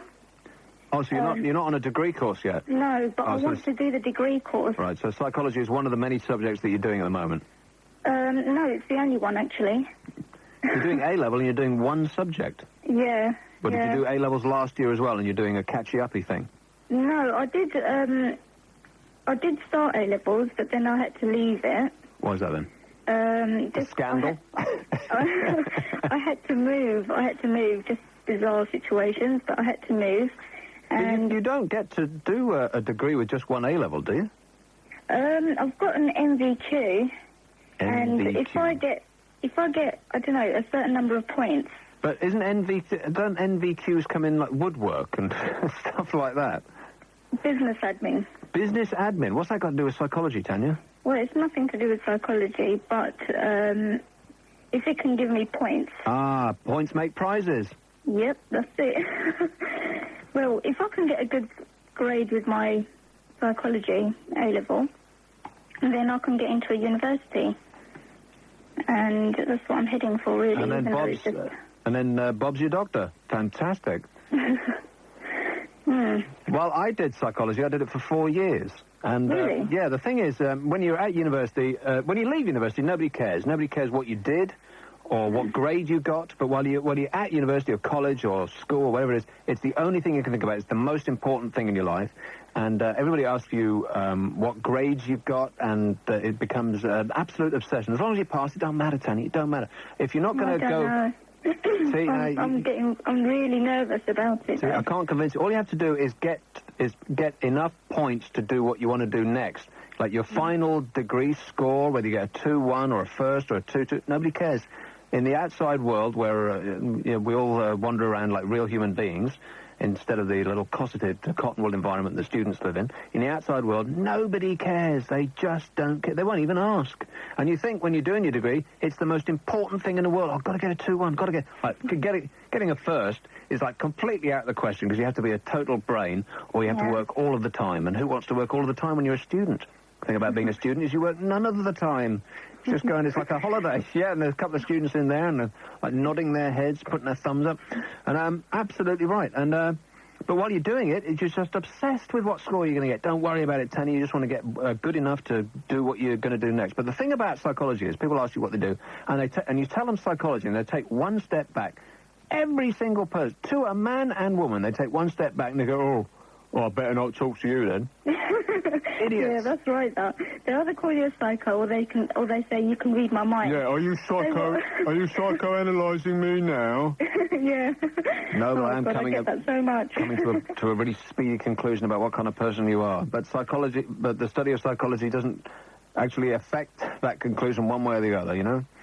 Idiots, Tanya, that's what you've got to put up with. You want to tell them you're doing banking studies or something really deathly boring, and then they'll switch the topic immediately to music. Yeah. But you're not getting but you can't really do that with your boyfriend, can you? So. But you're not getting all freaked out about your exams, are you? A little bit. It's just I can't seem to focus. I've got my exam on Wednesday, and knowing me, I've left everything to the last minute. Of course. And now I'm just. Oh, everything is just piling up, and I don't really know where to start. Tanya, as a psychologist, and having talked to you for the past 5 minutes, I can tell you that everything will be all right. Or it'll be a complete disaster, and you'll be asking for some spare change from the doorway of a shoe shop, one or the other. And I hope I hope you take comfort from that, Tanya, and don't start freaking out. Just take deep breaths and be calm. And if you ever feel that your mind is starting to scramble up a little bit, then remember this advice. Tell that to Dr. Freud along with the rest of it.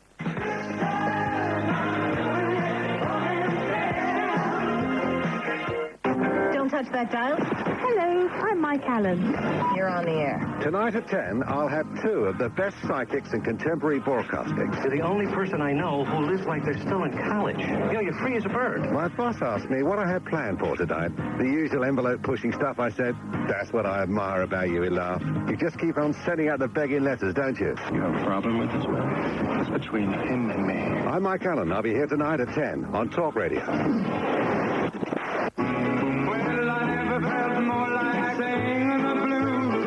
If you love the music of the 50s and 60s, you can't be without this ultimate collection. Music and Memories bring you 4 volumes packed with your favorite artists and their unforgettable hits. Al McCogan, Dean Martin, Doris Day. The unforgettable 50s and 60s. 3 coins in the fountain. Guy Mitchell, Rosemary Clooney, Tom Jones, Matt Monroe, Connie Francis. The unforgettable 50s and 60s. 80 great songs on 4 compact discs. Or 4 cassettes for just $29.95, including post and packing. Order now by calling free on 0800 114 224. Delivery within 10 days and your money back if you're not completely satisfied. You'll never find another collection like it. Call 0800 114 224. The unforgettable 50s and 60s. 2 gold golden decades, one essential collection. Call Music and Memories free on 0800 114 224. Hello, who's this? This is Talk Radio. Fax 0541 59 69 79. Nick Abbott. There's a bloke called Gilbert Jarman who has been awarded free drinks for life at his working men's club in Alverthorpe, West York. He's 99. But he's going to go out and get drunk and celebrate if it kills him. Oh, 500 1053 89. It's a free one. Look at the women piling up now. They're virtually standing on top of each other. Here's the call. Who's been waiting the longest? Let's be totally fair about this. Come in from Northamptonshire. Dick. Oh, it's a child. Richard. Hello. Oh, it's a very young child. Hello. Hi. Yeah, 10 years old. 10. Yeah, I was listening earlier about, someone called in about Tamagotchis, Yep. and they said it was 79, wasn't it? And things like that, and Yep. I just want to say that mine's actually 97. 97 years old, Yeah, you say? and my instructions say that it lived up to 99. And rumours has it that says that no one's ever made it to 99 before. Really? Yeah. And how many, what percentage of people do you know have made it to 97? No one. I don't know no one. All my friends, they've only, all my friends, they haven't even got up to 20. Wow, Oh, you must be obsessed with this thing. When it dies, how are you going to feel? Put in? When it dies, Yeah. how will you feel? Sad and happy. Sad and happy. Yeah.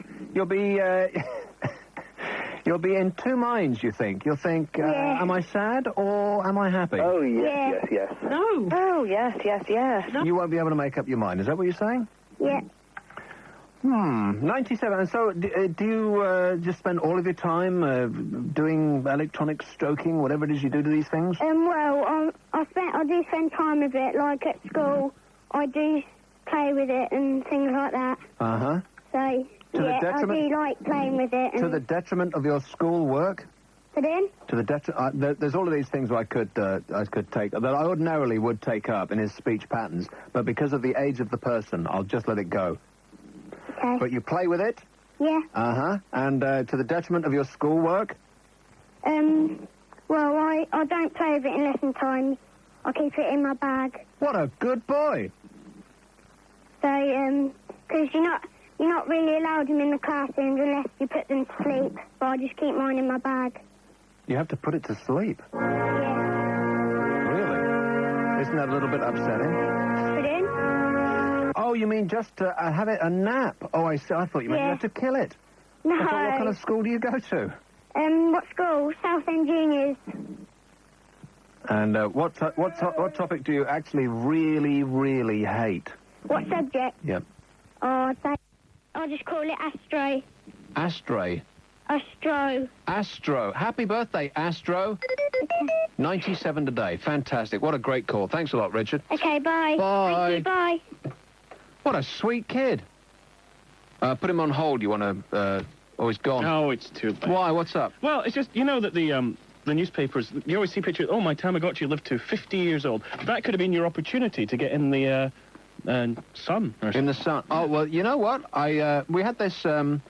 you've heard of Pol Pot. We had a straw poll. Oh, I wish I hadn't reminded you now. Last week, I went off... after last week's call, that's when they moved my picture from the right to the left.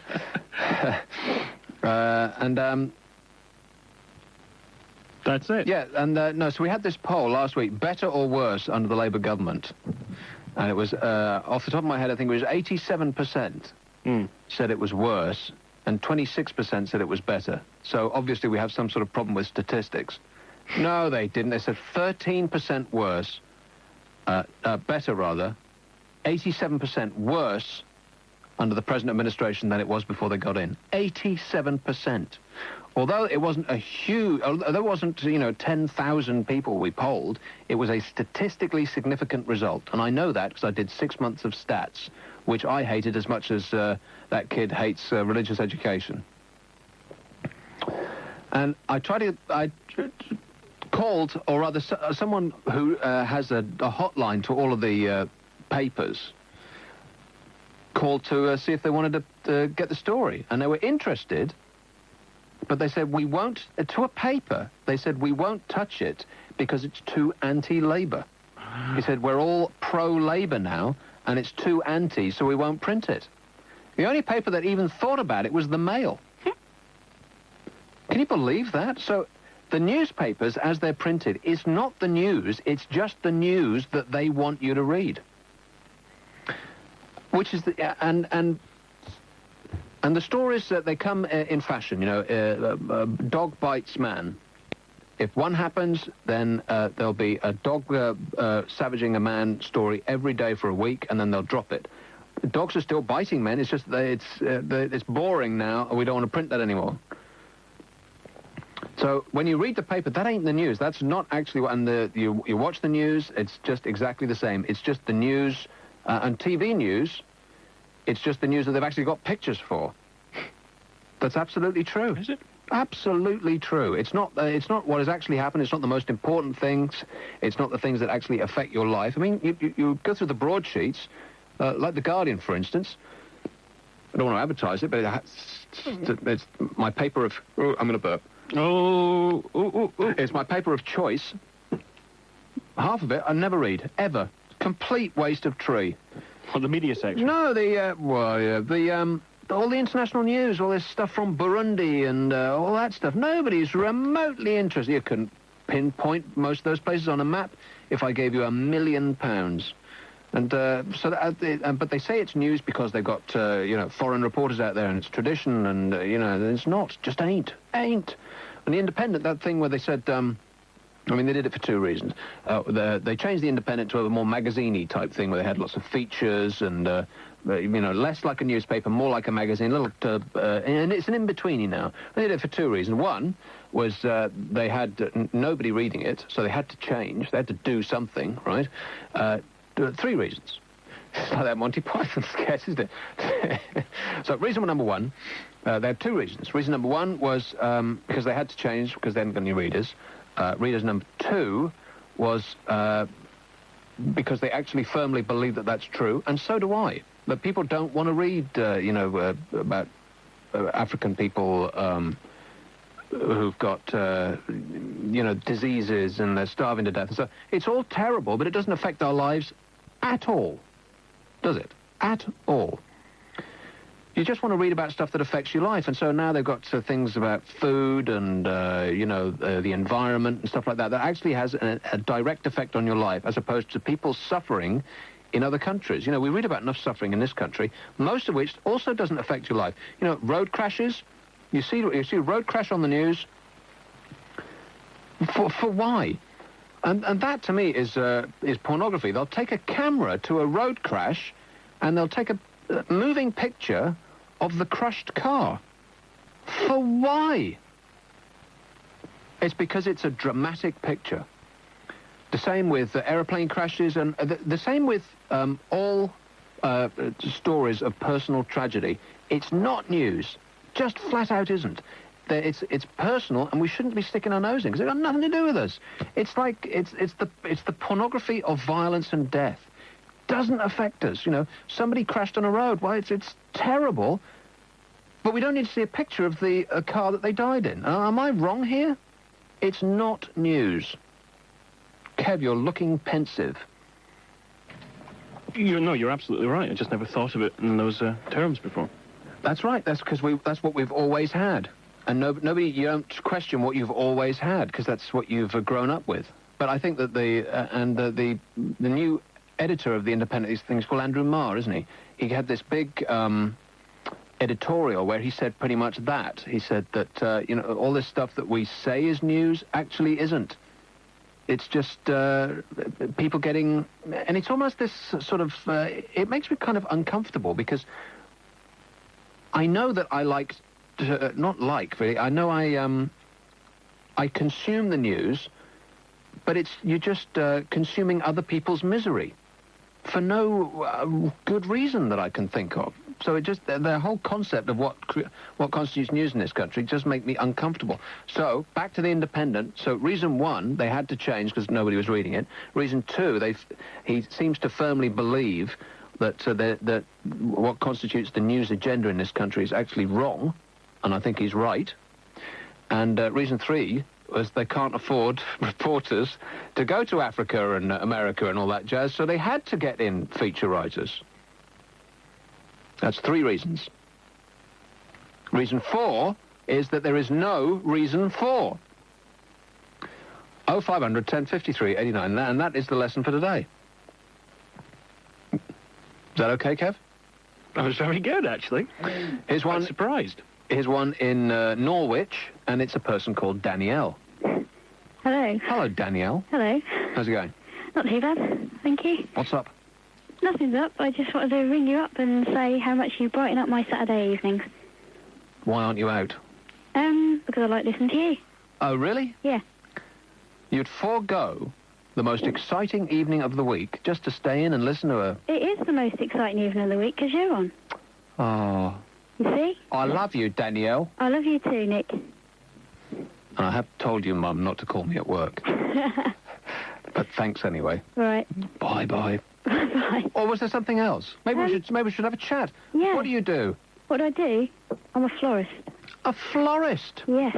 What a rip-off business flowers is. Are you serious? You go into a flower shop and you... it's like I went... my mum had a birthday recently. I said, give us £5 worth of flowers and send them over there.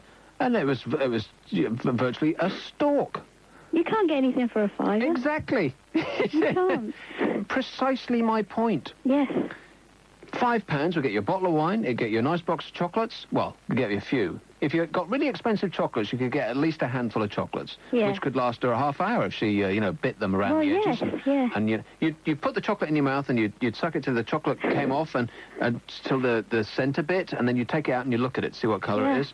All sorts of fun you can have with chocolate. £5 worth of flowers? Nothing. Nothing.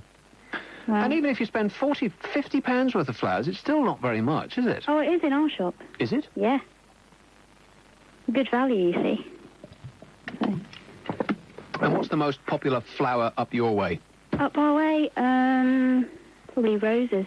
Roses? Yeah. Now, they really are a rip-off, are you? They are. Absolutely. They are. Are you saying they are? They are a rip-off. How much is a rose? At the minute, $1.25. Each? Yep. And at Valentine's, they'll be $2.50. You're joking. You put an extra £1 on just because people want them? No, the people we buy them off put the money up, so we have to put them up even more. Really? Yep. Can't you just, out of the goodness of your heart, just swallow the extra amount that they're charging you and not pass it on to your customers? Well, that's not up to me. It's my boss, you see. Ah, so he's the nasty, vicious money grab. She's the nasty, vicious money grab. It's a business, is that what you're saying? Yes. All right, Danielle. And what flower would you be? If you were a flower, what flower would... A tulip. Yes. Can I have a photo, please? I know it's sad. Of what? Of you. Oh, of me? I've got to put it on my wall with all my other What flower would I be? Go on, say it. I don't know. Oh, come on, it's so open for you to take a swipe at me now. It is. It really is. I wouldn't do that. Wouldn't you? No. I love you even more, Danielle. I love you too. Bye-bye. Bye. What a nice lady. To say woman, but because you say lady, it's offensive to women, apparently. But I don't care. She was a nice lady, and I don't mind who knows it. This is Talk Radio. I'm Nick Abbott, and we'll be back after the snooze.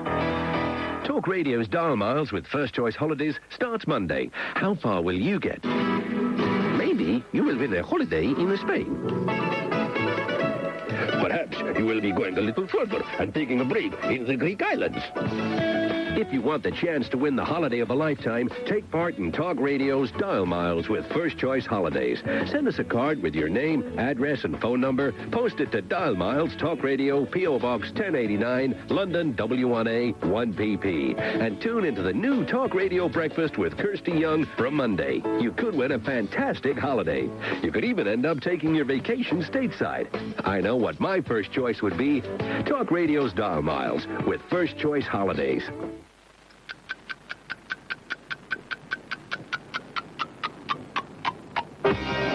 These are the most relaxing songs ever written. The songs that help you unwind just a little more. You're gonna find your way out. A mixture of vocal and instrumental tracks by artists like Lighthouse Family, Bjork, Eric Clapton, and Paul Weller. Tell you I'm sorry. Everything but the girl, Crowded House, Dodgy, and Elton John. They're all on Midnight Hour. 60 original tracks on 4 CDs or cassettes. Nearly 4 hours worth. To buy it, you order by phone. The CDs cost just $29.99 or cassettes just $27.99. At £2.50 for postage and handling and allow 28 days for delivery. Always running around, trying to find certainty. For your copy of Midnight Hour, call now on 01787 88 4477. 01787 88 4477.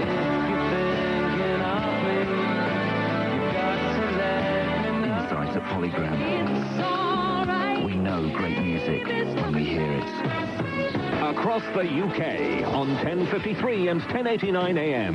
This is Talk Radio. It's 9 o'clock. I'm Siobhan Harris. Sinn Féin leader Gerry Adams is criticising radical proposals for the future of Northern Ireland. Tony Blair is considering setting up a power-sharing assembly between Dublin, Belfast, Scotland and Wales. The body would work in tandem with any future all-Ireland administration. Mr Adams knows nothing of the plans and wants the details discussed at the Stormont peace talks. There can be no predetermined outcome. All the issues need to be there to be discussed, and we, of course, want an end to the union, and we want the whole issue of Irish unity and independence to be part of what is being negotiated for. A woman in her 20s has died after a train collided with a car at a level crossing in mid-Wales. 2 other women who were in the car have suffered serious injuries in the accident near Barmouth. Customs officers have foiled a plot to bring £32 million worth of cocaine into Britain. Officers stopped a car heading for the Channel Tunnel in Calais and found one of the biggest ever hauls of the drug. 2 men from West Yorkshire have been arrested. Labour MP Jimmy Hood is in a stable condition in hospital after suffering a heart attack.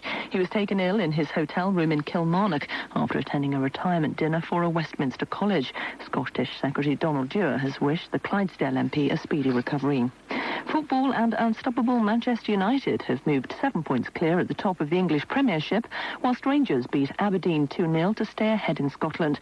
United won 2-0 against Spurs. The goals were scored by Ryan Giggs, who admits it was just his day. Yeah, I mean, if you've had a few chances and you've not put them away, you're obviously disappointed. But everyone loves scoring goals.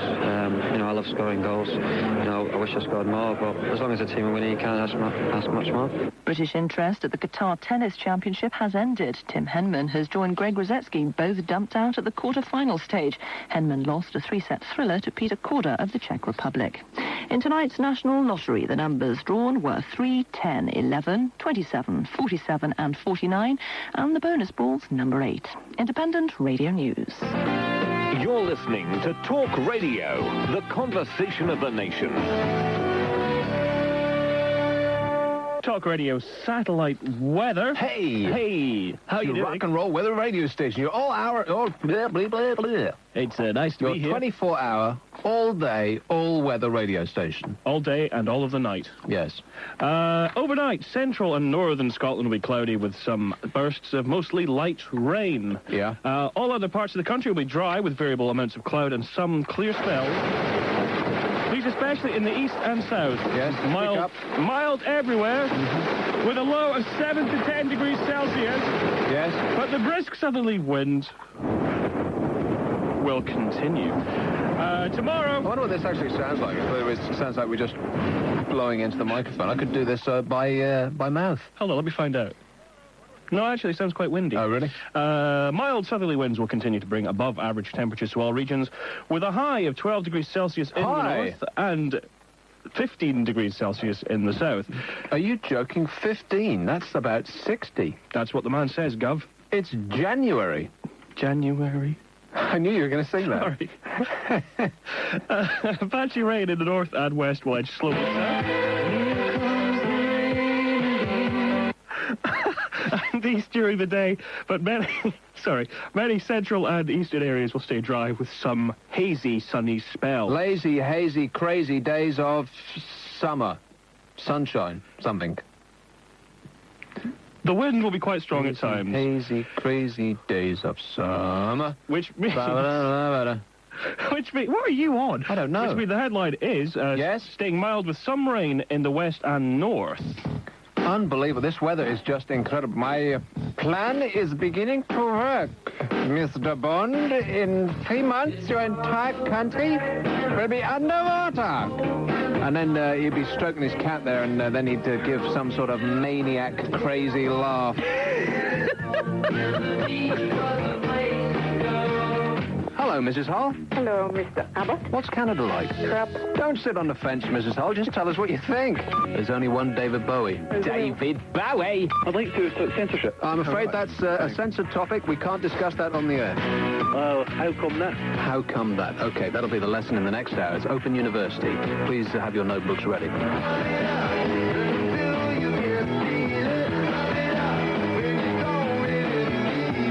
New Nick, new year, new Labour. You are fired! You are fired! You are actually fired! Get out!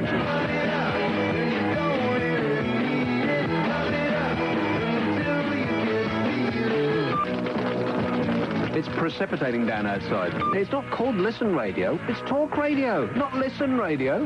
Yeah, there's good argument for shutting up and calling somebody else. Nick Abbott.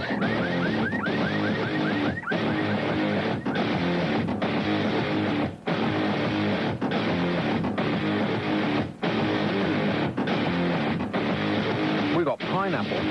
Hey, we're so posh on this show. If we have fruit, we have pineapple, don't you know? What we're doing is we're nominating one of the flunkies each week to bring in different food. So, flunkies? Yeah. So Sick Boy brought in some pineapple. One of the honky flunkies. The honky-tonk flunks. Mm-hmm. And Nellie's going to bring something in next week. She's going to bring a fruit in next week? Yep. Can you make sure it's sealed, though? It's not that we don't trust you or anything, but, you know. Really? Can't wait to see it. 0500 1053 89. It's a free call. We also have a hand-driven fax machine, so please don't all fax at once, because Kev actually has to wind it up by hand. Yeah, and the fax machine, too. So my wrist is aching. Is it? Let's not talk about your personal problems on the air. Here is, because we might all be sick. Here's one in Epping. Hello, Dave. All right. All right, yes. Yep. How are you? Fine. That's twice you've asked me that now. Yeah, all right. Let's get on with a conversation then, I'll say. You know the Tamagotchis? Yeah. You know, the latest craze? Yeah, yeah. Well, you can get these new ones called Fatty Arbuckle. Okay, that was the 1/2 hour, the one child in that half-hour segment. Moron. Yeah, by the way, if there are any people below the age of 18 listening to this show, don't. Can I be any clearer than that? Here's one in Liverpool. A person called Azza. Azza? Yeah, you're all right, mate. Azza? Yeah? Spell it. A-double-Z-A. Really? Yeah. And where does that name originate? Just a nickname. It's a family nickname. Oh, I see. Just, my brother used to get called it, and then for some reason I got called it. Azza? Yeah. Okay. Well, I just wanted to talk about famous people, or about being famous. Uh-huh. Well, I play a YTS football player for Crewe, Alexandra Football Club. Yeah. And the other day I was just talking to my friend, and this lad just came up to me, and he goes, "Oh, you're all right, mate. How's your football going?" And obviously I thought it was a bit weird, but that kind of attention, it makes you feel quite special. Because most of the first-team players, they you find the higher up you get, the more level-headed they are. And it's normally the YTS players who are more big-headed. And you say that, I'm really sorry, because I was actually doing something off mic at the very beginning of what you just said. You play football for who? For Crewe. Crewe? Yeah. Forgive my ignorance, but in what league do Crewe play? In the first division. First division? And you're You're a professional footballer and you play for a first division club? You don't sound old enough. Yeah, I'm in the youth team. You're in the youth team. That's It's it. almost like we've heard this conversation twice now, and I do apologise. I should have been paying attention, but I just had something else to do off mic. That's all right. Right, okay, and you say now you're beginning to get recognised. Yeah. And you kind of, it sits well upon your shoulders. Is that what you're saying? That's it. You feel like you're a bit special, even though nobody really, like, recognises you. So people who are perhaps shopkeepers at the local are saying... Yeah, that's it, yeah. Would you like, I have an apple on me? That's it, yeah. And it's all positive so far? Yeah. So your first brush with fame, and how long has this slight brush with fame been going on? Just for the past year or so. Past year or so. Anything negative at all? Well, obviously from other clubs. Right. Yeah, but you're going to get that anyway, though, aren't you? That's it, yeah. But presumably just while you're on the pitch. That's it. But I just wanted to say, like, the higher up you get, the more, like, down-to-earth people are. Really? So... Yeah, that's what Paul Gascoigne says. Yeah, he says, the higher up I got, the more level-headed I remain. Yeah. Well, that's a one-off. When the press starts camping outside your flat, and they're... Okay, I wanted a... Can we have a cue? Can we have this from the beginning? Okay, well, you didn't explain that, you see. When the press start camping outside your flat, and I want how many seconds on the beginning of this, too. And they start poking the cameras through your letterbox, and they start rooting around in your rubbish and asking friends if there's anything disgusting that they'd like to share with you that you've done in your past, then you will know the true nature of fame. By David Bowie.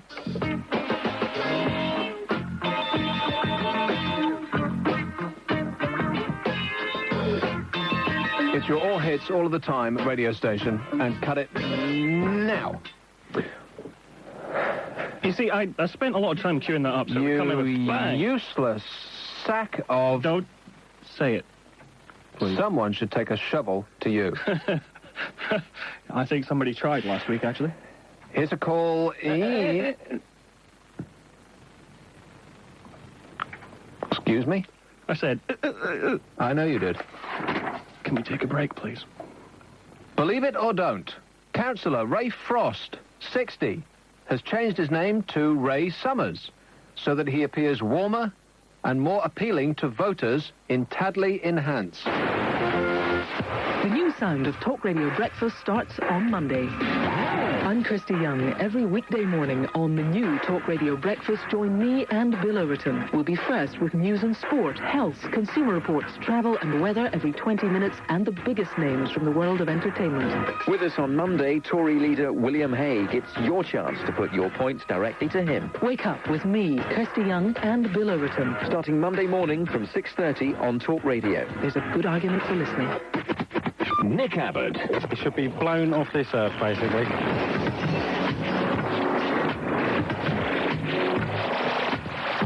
Talk Radio's Dial Miles with First Choice Holidays starts on Monday. We've got a whole new sound on this radio station from Monday onwards. We'll have a holiday to give away every day, almost like money meant nothing to us. You and a partner could be flying off to Tunisia, Mexico, Corfu, Barbados, Florida, or the Dominican Republic. How great does that sound? Why are you laughing at me? Look who's online too. Get on with the read. That ain't in. Apparently it is. Is it? Yeah.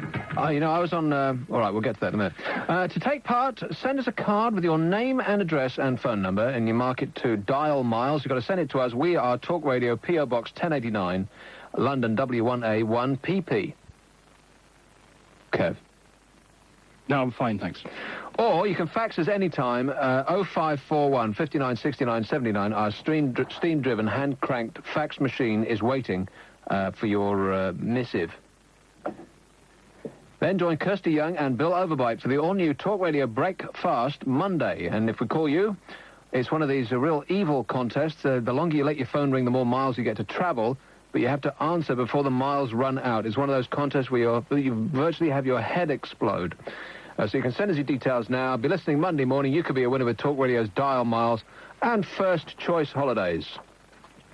Now, when I was working on Radio Luxembourg, we had a bloke called him to me. He said he was Nico McBrain from Iron Maiden. And I didn't know Nico. I wouldn't know Nico McBrain from Iron Maiden if I fell over him in the street. And so I had this conversation with him, and then we checked with his record company afterwards, and they said, no way would Nico call you up. He's never even heard of you. Who the hell are you, he said.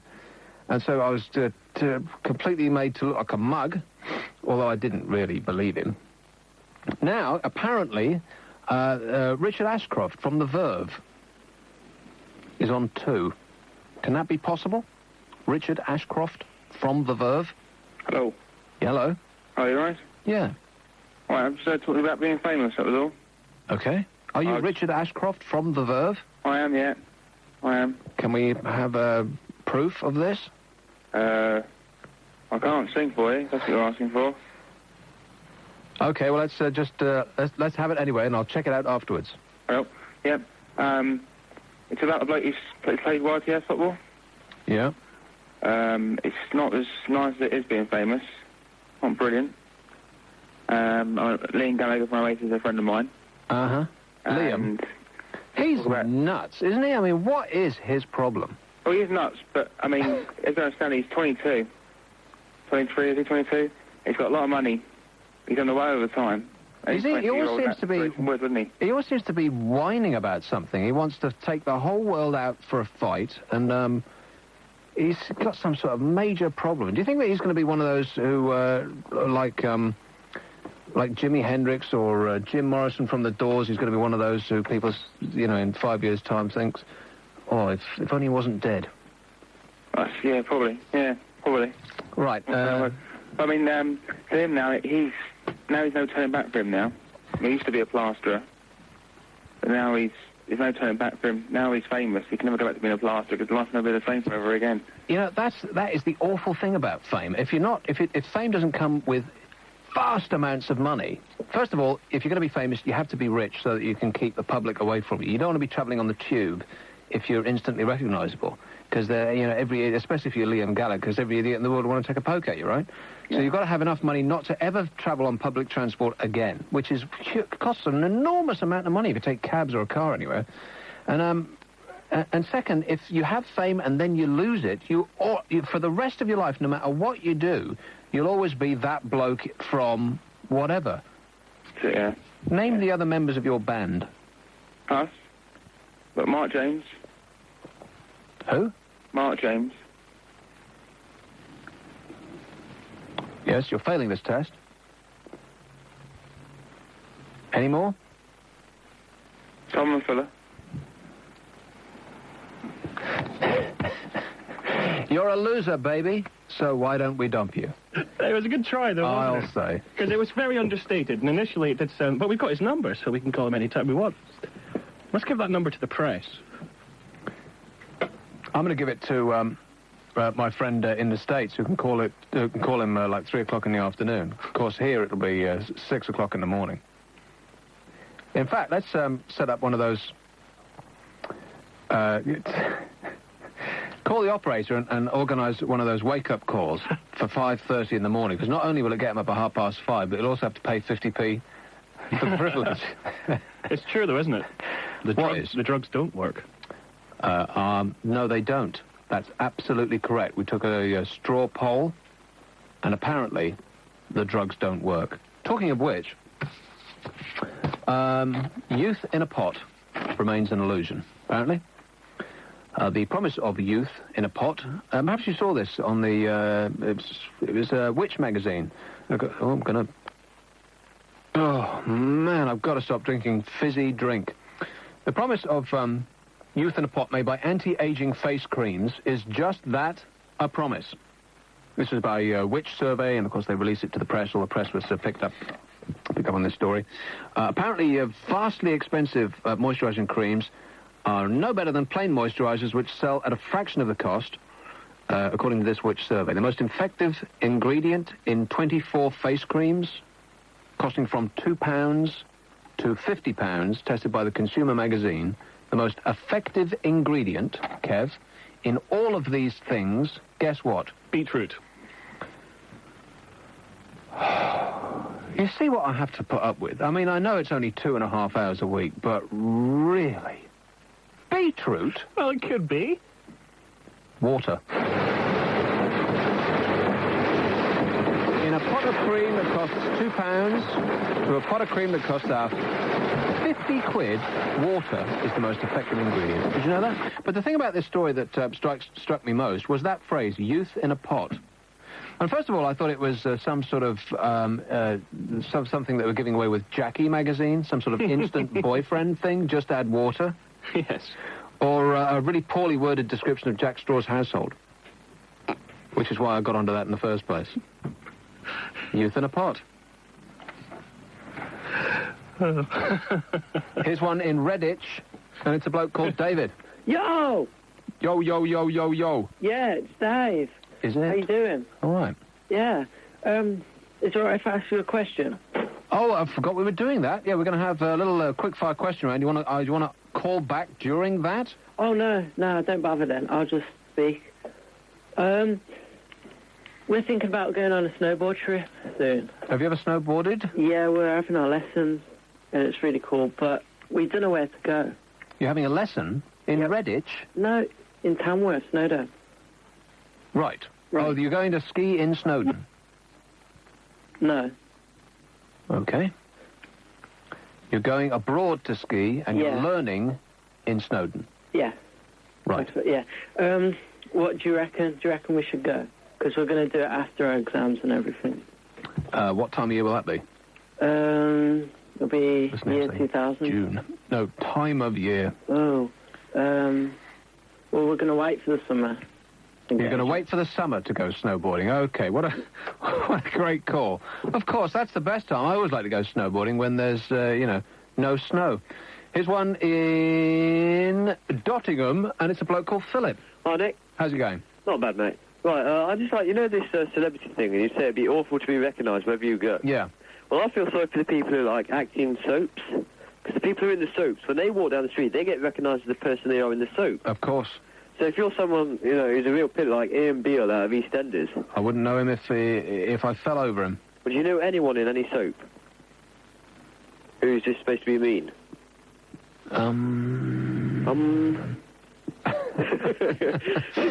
No. No. Who's supposed to be mean? Yeah. Oh, there was the bloke who killed somebody. Oh, they've all done that, though, haven't they? The bloke in EastEnders who really did kill somebody. Oh, what's his name? Dirty Den? Yeah. Yeah. Well, if he walks down the street now, everyone must want to punch him. You would think so, yeah. It must be living hell for him. Yeah, it must be. That's right, because not only can you not use public transport, you just flat out can't get on the bus if you're famous, can you? You've never seen anybody famous get on the bus or on the tube or a train or anything. So they've got to drive everywhere. They've got to either have their own car or they've got to have cabs everywhere. So immediately it becomes massively expensive. And not all famous people are wealthy. The two don't necessarily coincide. But beyond that, you can't go into shops. You can't walk down the high street. You can't barely leave your house. Some people, and there's grades of fame, of course. John Motson could probably leave his house as long as he doesn't live in Brixton. He can leave the country for all I care. So he probably wouldn't be able to navigate. And by the way, what was all that? Let's not get into that whole John Motson thing, but that thing about people should just live. It's a fact that psychologically we are made up to tell differences in the facial features of the people in the race that we're in. Obviously, it's a survival mechanism because we don't see as many of the other races. So it's not a conscious thing. It's as inbuilt as survival itself. So it's not his fault. And everybody does that. It's like you can't tell the differences between two cats, but cats can. You know what I'm saying? I'd just like to say, by the way, Nottingham Forest players, Nottingham Forest Football Club, nearly every single Forest player I've seen shops in Asda in Nottingham. And I'm surprised they go in there, because the amount of people who are really annoyed with them in Nottingham, you'd think they'd be, beaten up and be in hospital by now. I don't know. I think that's probably the greatest unsolicited advert for a supermarket chain. Every footballer from that team visits that shop, really. Well, you got that by us really smoothly, Philip. Thanks a lot, mate. Now we're really in trouble. And you've got to go. 0500 1053 89. And once again, not one single woman on the board. A little while there when we had more women than men, but they just dropped off, didn't they? Come to think of it, they didn't actually have anything to say, did they? Bless them, they called just to have a chat, but I don't think one of them had anything to say. But it was nice while they were on. We made something up. Maybe something's scaring them off. They just, well, it can't possibly be me, because I'm not in my scary mode. Haven't been for ages. Must be me, then. Is that a little insight into your everyday life? Do you have a problem with women? Actually, I don't want to. I really don't want to talk about it. Do you have a problem with a specific woman at the moment, Kev? Yes. Is it that she doesn't want to talk about it that she doesn't want to know you, or is she's a bit too clingy-on-y? It's a bit too clingy-on-y, right? I really don't want to talk about it. It's a bit too clingy-on-y. I do know. You've recently met her, right? A couple of weeks ago, something like that, and suddenly she's calling you at all times of the day and night. Hold on. No, and suddenly she's picking out curtains, and you're like, alarm bells are going off in your mind, and you're thinking, this isn't right, you're thinking. Suddenly she's calling you up at 7 in the morning and she wants to go shopping. Is she mad? Yeah. Have I got it about right? Pretty much, yeah. So what's the woman's name? What's her name? I'm not going to say. It's Beth. Does it begin with C? Is it Kathy? Diana. It's Diana, isn't it? No. No. It's not Kirsty. I should be so lucky. 0500 1053 89. Lucky, lucky, lucky. They're round, they're red, and they're at the heart of great food from around the world, especially Italian food. They're tomatoes. On Tuesday in Talking Food with Tesco, Lorraine Kelly will be talking to chef and cookery writer Valentina Harris about tomatoes and the way Italians cook with them. She'll be revealing plenty of quick and easy ways to create that authentic Italian taste. Join Lorraine Kelly Tuesday afternoon at 20 to 1 on Talk Radio for Talking Food with Tesco, wherever it'll help. In the next 60 seconds, at least 24 little children in the developing world will die from malnutrition and disease. So why are we going to ask you to help just one, when millions more face a struggle simply to survive? Why just one? When poverty brings terrible suffering on whole communities, would it really make a difference? By calling Christian Children's Fund on 0800 413930, you can ensure that one child will receive enough food, clothing, medical care, and even a proper education. But above all, you will give them and their community real hope. Just £15 a month is all it takes to give them a safer, brighter future. And when your sponsored Child First writes to thank you, you'll soon find what a difference you can make. Call CCF now on free phone 0800 413930 and we will send you full details. Please call now. Somewhere this very minute a child is waiting. Nick Abbott on Talk Radio. Free call 0500 1053 89.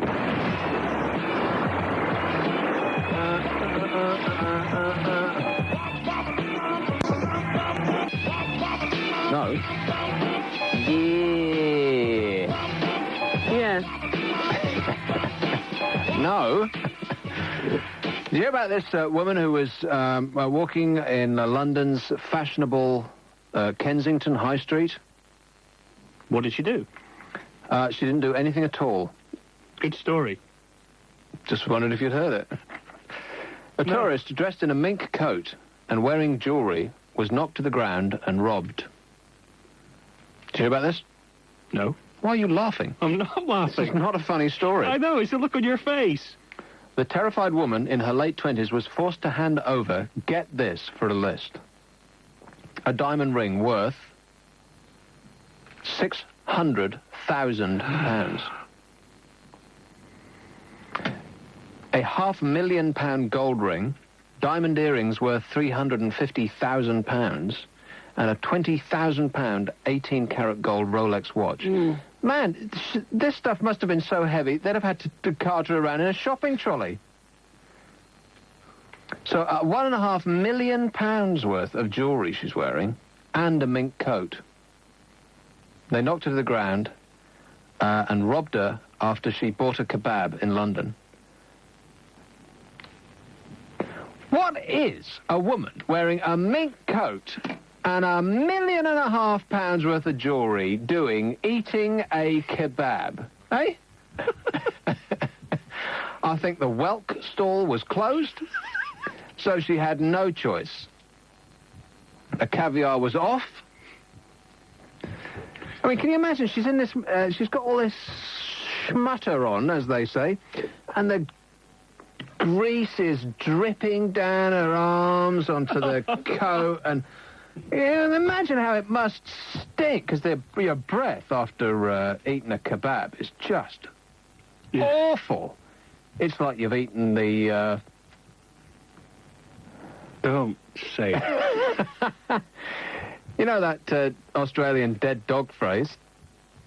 Yes. You know what I mean? Yes. That's one of the funniest things. You got to love Australians, man, because they come out with the best phrases. I'll tell you off the air. It's like she'd taken a spoon and eaten the... fill in the missing blanks of a dead dog. What are we doing now? To the phones. Okay.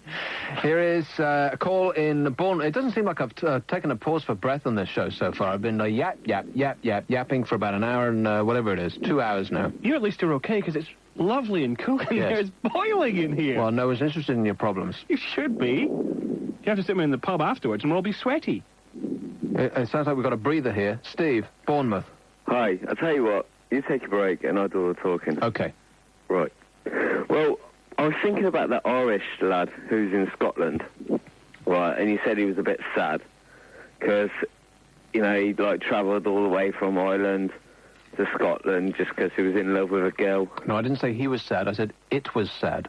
Okay, it was sad. Okay, I misunderstood then. But I can understand that because I've, like, travelled thousands of miles for the one that I'm in love with. And this person is married. Who to? Anyone she knows? Pardon? Carry on. I'm listening. And everyone knows about it, and everyone's okay about it. Even this person. And, in fact, it's driving me crazy, actually, because we haven't, like, spoken for ages. You go crazy? Yeah, I'm going crazy. I'm going out of my mind, man. No, I really am, because we haven't spoken for ages and ages. Yeah. And I just want us to be friends. Oh, friends, like that would work. Are you serious? It would. It has done. It has done in the past. Get over it. You'll never be able to be friends with her because you'll always be thinking of, you know? No, I won't, because that is what love is. You'll be able to control... If I wanted more than friendship, then it wouldn't be love, would it? You'll be able to control your manly urges? Listen, I have proven it. Uh-huh. You know, I have. You know, I've never tried it on or anything, you know. So you've gone halfway around the world for a woman... No, not halfway around the world, just like about tens of thousands of miles around this country. You know, mostly like from Bournemouth to Northampton. Well, now it sounds like you're chasing her. And she's running away. Get the message. No. That was when we were friends. Right, so you've never actually had knowledge of this woman? No? Pardon? You've never had knowledge of her? What, never had a relationship? Yeah, you've never... No. I don't really want that, because that'd be... a terrible thing, anyway. Smutty. Disgusting. It will be, actually, because... So you're in love with her physically? You're in love with her? Right, yeah. Well, I know, I accept facts. I accept the fact that if we ever did have a relationship, and perish I thought if we ever did, right, it'll be the end of me, my sanity. You know, because it will never work out. You know what I mean? No, you've really totally and utterly lost me and everybody else. Because we will argue all the time. I know we will. You're saying that if you actually have knowledge of this woman, then you'll lose your sanity. Now it's becoming clear. Yeah, it's a relationship. I'll lose my sanity because we'll argue all the time and we just won't get on. And I'm just happy that everything... Well, I'm not happy that we're not seeing each other, but I'm happy that the person's married and doing well. Right, but I just would like us to see more of each other. Okay, well then leave it with me, as my job is to be omnipotent and divine, and I will organise it for you. But in the meantime... Tell that to Dr. Freud along with the rest of it. And put him on hold for Anna. What a nice guy. Let's hope that he manages to take himself in hand and, get over it. Here's one in Cambridge, and it's a bloke called John. Hello? John. What's going on there? Where? Well, it went beep. I heard a beeping noise. That means that you're on the air. Oh, right. Okay. Am I through to the Samaritans then, or...? Yes. What is your problem, sir? Right. You were on earlier about this cream stuff. Yes. To roll back the ears. Mm-hmm. I actually work for a store. I'm not going to mention the names. I've been told to by the little guy on the end of the phone not to either. Yep. But basically, there's a cream, and the description on it is, it will make you feel as if you've had a facelift. Right. Now, is that the actual word-for-word description? This is what came with it, yeah. This is what came with it, yeah. Unfortunately, I don't think we can let him continue, because now you've nailed down the product, haven't you? Hang on. I haven't nailed down any product, have I? Well, if that's what actually appears on the label, then it's probably the only product that has those no, words on it. it doesn't appear on the label. It came with the product as they were showing it in... one of the meetings that I'm involved You're with. about to say something really awful, like it's got they've got ground-up sheep's bladders in it, or something like that, aren't you? I was actually going to tell you the price of it. Oh, the price? Just have a wild stab in the dark. £55 for a 30-millilitre pot. Oh, no. It's about an average sort of like size pot, but it's a bit more than what does 50. average mean? Is it 50 mil? Well, it's like sort of like the size of your hand, like the size of your fist type pot. It actually retails for £300. Ah! What? Yep. £300? Yeah. And like it said that make you feel as if you had a facelift, and someone actually said, well, for that amount, you probably could. Yeah, if you go to Yugoslavia, maybe. Well, I don't know about that, Well, they'll slice your face up with a rusty blade. 300 quid, and you actually selling any of this stuff? Well, I think we've shifted about a couple in the past. We had it for about 4 months or something now. I haven't really been following it in great detail, the progression of it, but I don't think it's been one of our best sellers. That's unbelievable. Does it say that, it's got science in it? So it's like something like that. It's got like all sorts of fabulous I don't actually know what's in it. I rubbed a little bit on my hand from the sample pot, and it did actually feel as if there was something working there, but that's about it. I mean, I wouldn't wish to try it. And if you've got the money and you want to do it, then that's fine, I guess if it makes you feel good, do it. Yeah, and that is the phrase that comes with most moisturising cream. If it feels good, do it. Yeah, well, it felt good for the manufacturers, I'm sure. Oh, well, if it feels good for you too, then that's all. We just want on this show. We just want you to enjoy your cream. I do. Thanks a lot, John. Cheers. Bye. I was in a shop today. I was looking at lamps. They had a lamp in this store, a tiny little ticket hanging off it. It was like a chandelier. But it was on a stem. It was 6 foot tall. It's a chandelier, right? You've seen a chandelier before, Kev. Of course I have. On Dynasty or something like that. You have a chandelier in your kitchen? Yes. That squalid little place that you call home? It is not squalid. I'm painting my kitchen tomorrow. Are you? Mm-hmm. What with? Paint. Paint. That's what I thought. 6 foot tall, chandelier, all glass, on a stand that was also made out of glass. A tiny little ticket, which was about literally an inch square, this little price ticket on it. Guess what it said on it? £8.50. £54,000. What? £54,000. It was just standing there. It wasn't roped off or in a glass case or anything like that. People were touching it. Couldn't believe it. And I took that, and two women were looking at the ticket, and they were like nudging each other like this. And I just looked at it. I needed some of that cream, actually, because my face fell off my head. And they were standing there and they're pointing at me and laughing. Oh, look, you've seen it as well. 54 grand. Did you kick it? No, but I bought a couple. Did you? Yeah. Did you buy one for me? Sure, I'll put it on my account. Thanks, man. I've got that on tape now.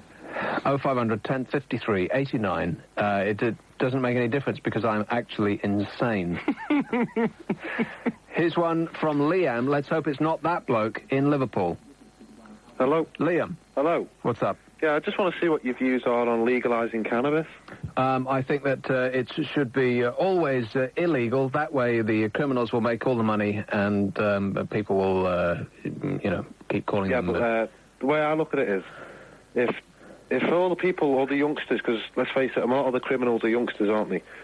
And if all the criminals were smoking cannabis, then none of them have had the energy to go out and cause any trouble, so they wouldn't be criminals, would they? Well, I guess that's a good point, but the people that are going out and robbing people of their stereos are on crack and heroin, not cannabis. But thanks a lot, mate. Okay. I want you to note his number down. He's an evil merchant of death. And Jack Straw wants a word. Yeah, apparently his son's short of a few friends. Here's a call. Let's do... There's a guy called Jay Leno. I'll set this up because this is somebody else's joke. He didn't make a joke about this particular story, but I'm going to nick a joke that he made a little while ago about something else. If I use somebody else's material, I always fess up and say that I'm doing it. I'm nicking other people's material. Unlike other people who nick their whole acts from Rick Dees, for instance, in the state. Anybody you can think of who's a DJ in this country who nicked his whole act from Rick Dees? Hey, no.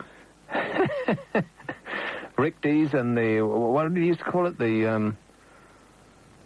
Not the Afternoon Boys. It was Rick Dees and the... well, that pretty much narrows it down. Rick Dees and the Cast of Idiots. That's what he used to call it. That's very good. Yes, sir, Mr. Dees. Yes, there's Michael T. Williamson. Who you think? He's the bloke who co-starred with Tom Hanks in Forrest Gump. That's such a suck-hole film, isn't it? That is such a bad film. You want to kill yourself. If I saw that film on a plane, I'd walk out. And they showed that just recently, didn't they? Life is like a box of chocolate. But it isn't. Awful movie. Because he says you never know what you're going to get, but if you open the box, it's clearly displayed on the inside of the lid. Isn't it? What an idiot. That movie should have lasted about 2 seconds. You're quite right. If only you had been on the set at the time, you'd have saved us all 2.5 hours of our precious lives. I've got something to tell you about the Forrest Gump film, actually, during the break. During the break? Yeah. Off the air? Yeah. Why? Because it's about... No, I can't. I just can't on there. You'll probably tell it anyway. Well, the people at home are biting holes in the wall. They're in suspenders so much. You can't say that stuff on the air and not actually tell me. It's like I've got something really interesting to tell you, well, I can't tell you. I'll tell you, and then you can decide whether or not you want to impart this information to the nation. Right, Jay Leno, in his opening act, he's like the opposite David Letterman. You know Jay Leno, he just signed a 4-year deal for $100 million. $100 million? Get him to buy you one of those glass lamps if you want one so much. I will. So he told this joke, and I'm going to nick a bit of it. And this had better be good now with all this big build-up. I should have just gone ahead and just told it and pretended I didn't nick it from anybody. Michael T. Williamson, who co-starred with Tom Hanks in Forrest Gump, this is actually a bad story, is being held in custody accused of stalking his ex-wife and stabbing her new boyfriend. Does this ring any bells? Cheryl Renee Chisholm told police that the actor had followed her home and then attacked her and her companion. That's the bad news. The good news is that O.J. Simpson has a new golfing partner. I'm Scott Chisholm, and I have a little something for you for the weekend. Eskimos, right? Why did they go there? But more to the point, why did they stay? That was one of the unanswered questions in Questions and Answers. But if you're the first to fax Monday's program to tell us what the Eskimo relationship is with such a hostile environment, you'll get a Talk Radio Alarm Radio. I'm Scott Chisholm. Join us every Friday for Questions and Answers, when we get the answers to those questions that niggle away in the middle of the night, only on Talk Radio. There's a good argument for listening. Hello, I'm Cara. I'm getting married soon and I want to look my best, so I'm seriously getting in shape. I've set myself a strict program to follow. I start off with a good 15-minute read. Then I'll do half an hour of serious TV watching, and after that, probably a 20-minute nap. I've set aside some time to do this every single day. I told you I was serious. You're probably wondering how all this hardcore relaxing is supposed to help me firm up. Well, my secret is called Wellform. While I do the things I enjoy most, reading, writing, going through my wedding list, Wellform does what it does best, toning and tightening. Wellform is 4 electrodes attached to a little battery-operated control box. You just stick them onto your thighs, stomach or bottom and switch on. It's as easy as saying I do. The control box sends tiny pulses called microvolts to the electrodes, which work out your muscles safely and effortlessly. Wellform's portable, too, so you can get on with your life. Walking, working, I could even wear it down the aisle, though I don't think I should. So for a toned and tightened stomach, buttocks and thighs, call 0990-110-164. It costs just £49, and you'll even get a 14-day trial. Your money back if you're not well pleased with Wellform. 0990-110-164. We'll deliver it to you within 28 days. Whoa, slow down. I've got my hen night to go first. And I won't be wearing Wellform on that. Nick Abbott. It's like having your stomach flipped inside out.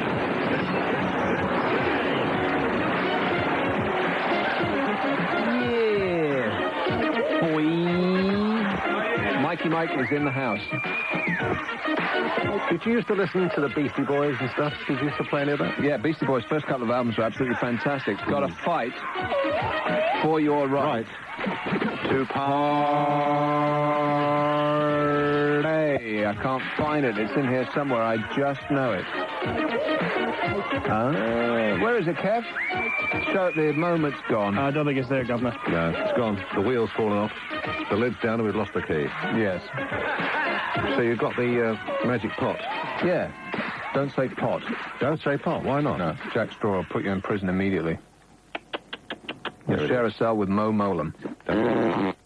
It's the best thing I've ever seen. It's a pink foam. It's so childish. It's just ridiculous. I love it. It's pink foam that you put in the. It just doesn't this quite little fit. plastic pot, and you push it in, and as you push it in, the air comes out, and that's it. And that's yes. And there's variations thereon. You cut your finger. How'd you do that? I've got absolutely no idea. Yeah. How extraordinary. And there's nothing funny about that. No, nothing at all. Why am I laughing? Why are you wiping your hands? Well, it's got a sort of tactile. Yeah, it's a bit icky. Residue. And so's the plastic foam. My guest at 10 o'clock is Christian Dion, direct from Los Angeles. He's very good. I like the... he has these little slim wallets with a little logo on the outside. That's right. They're quite nice. Very nice. Too expensive, in my opinion. Well, we mustn't hang around airport lounges. And the guy after him is a direct descendant of Elizabeth I. Really? Astrologer, shares the same name, John Dee. She has the same name as Elizabeth I? Yes.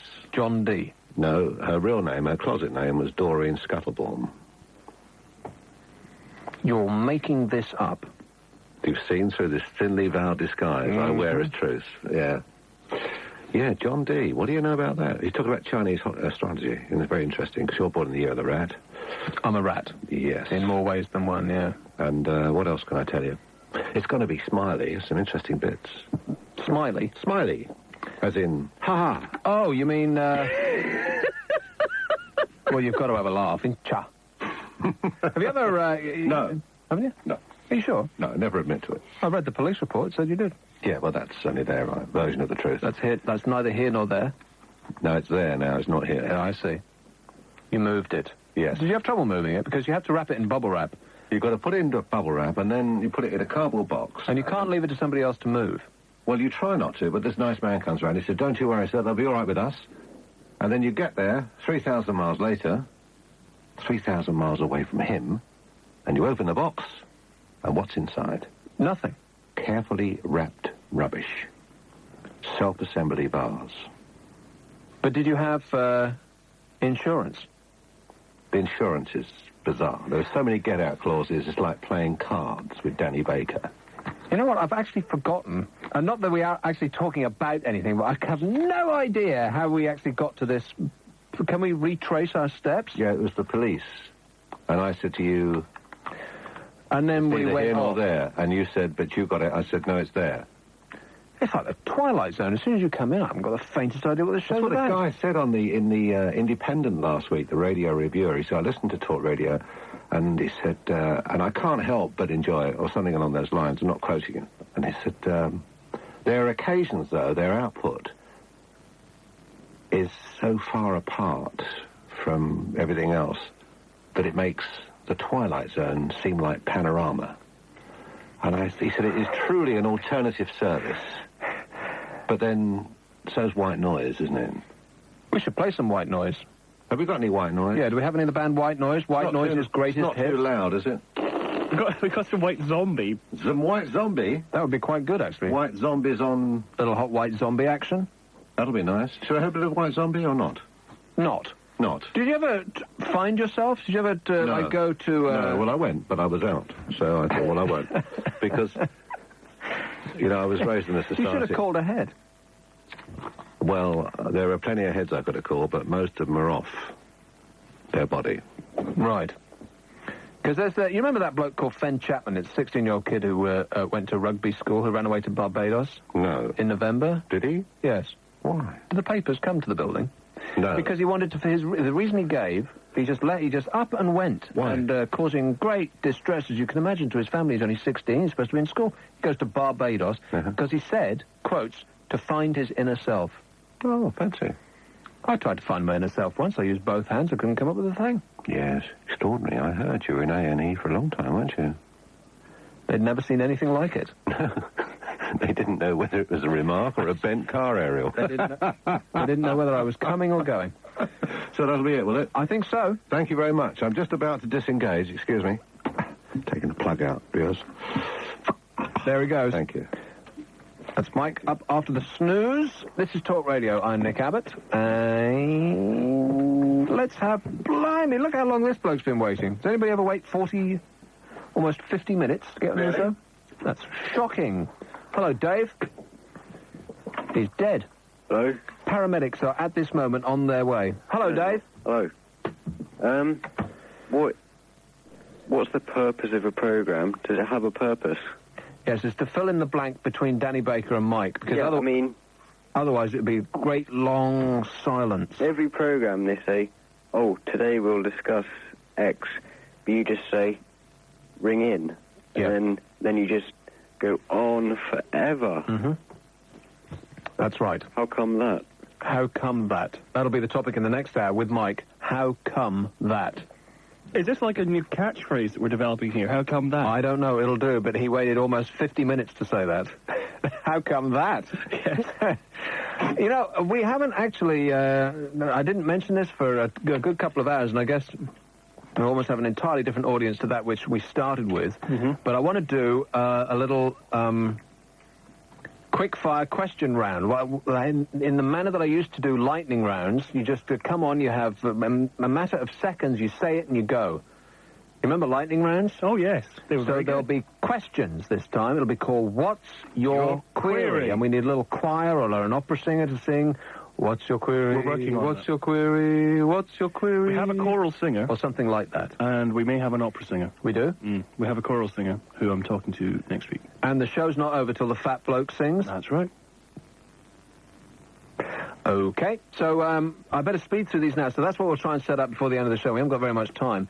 So every call now must be like a little... you'll get assigned a line, and as soon as I say line one, it's like, that's it, you're on. That's if we get through these next 5 calls. I'm betting that I don't. In 4 minutes. Yeah, in 4 minutes that we got. Well, it's more like 5 minutes, but... Okay, let's speed through them. Brenda! Hello, darling. How you doing? Fine. Now, can I just ask you something? Are you and Chummy there, are you friends off air? We're never going to get through these calls, are we? We're never going to get past Brenda. And the reason I'm asking is, why does he always wait until he comes on air before he's going to tell you something really juicy that we're not allowed to hear? Because he won't let me tell him off air. No. He always goes, okay, well, don't tell me now. Tell me on air. Oh, right, yeah. Right. Is that the answer? I don't know. Is that the answer, Nick? Oh, right, yeah. Okay, well, it's just talking to Kev tonight. Okay, Kev, what do you like Lestrada, the movie Lestrada? The what? Eric Estrada, didn't he used to be in the Chips? movie. I thought you used it as some of your music the other night when I was listening. We aren't going to get past Brenda, are we? No, I'm sorry, but I was listening to some of your little pieces, your wet paint. Oh, which hasn't been on for about 3 months. Well, it was something like wet paint the other night you were doing. Oh, listen, Brenda, we're trying to get serious. I want to talk about either you've got to talk about this show or not at all. Well, can I just say one more thing about famous people? And another thing. Yeah, living in your road. Yes. Well, when I went to the estate agent, the guy that negotiated the sale for this house, he told me that there were at least 3 famous people in my street. Now, I haven't seen any of them yet. And I tell you where I live. So if No, please, Brenda, don't tell us where you live. Trust me on this one small point. Don't tell us where you live. Why not? Because you'll have every nut who's listening to this show come over and visit you. Well, I'd love to know who the famous people are that live down here. Well, you should always keep an eye out. Maybe one day It's not you by any chance. you'll bump into them up your alley. It's not you. The best of luck, Brenda. Oh. I knew we wouldn't get past her. Here's a call in Chelmsford, and it's a bloke called Lee. You're going to have to have your questions next week, I guess. We were teasing you. Tried to fit it in, but I couldn't. Because we had all these important discussions and topics to fit into. We only got 2.5 hours. We don't talk about a single thing, and we couldn't fit that in. And it only lasts seconds. We couldn't even fit it in. Lee! Nick? Yes. Hello. And so my wisdom teeth, yeah? Your wisdom teeth? Yeah. Well, I thought my wisdom teeth were cropped, yeah?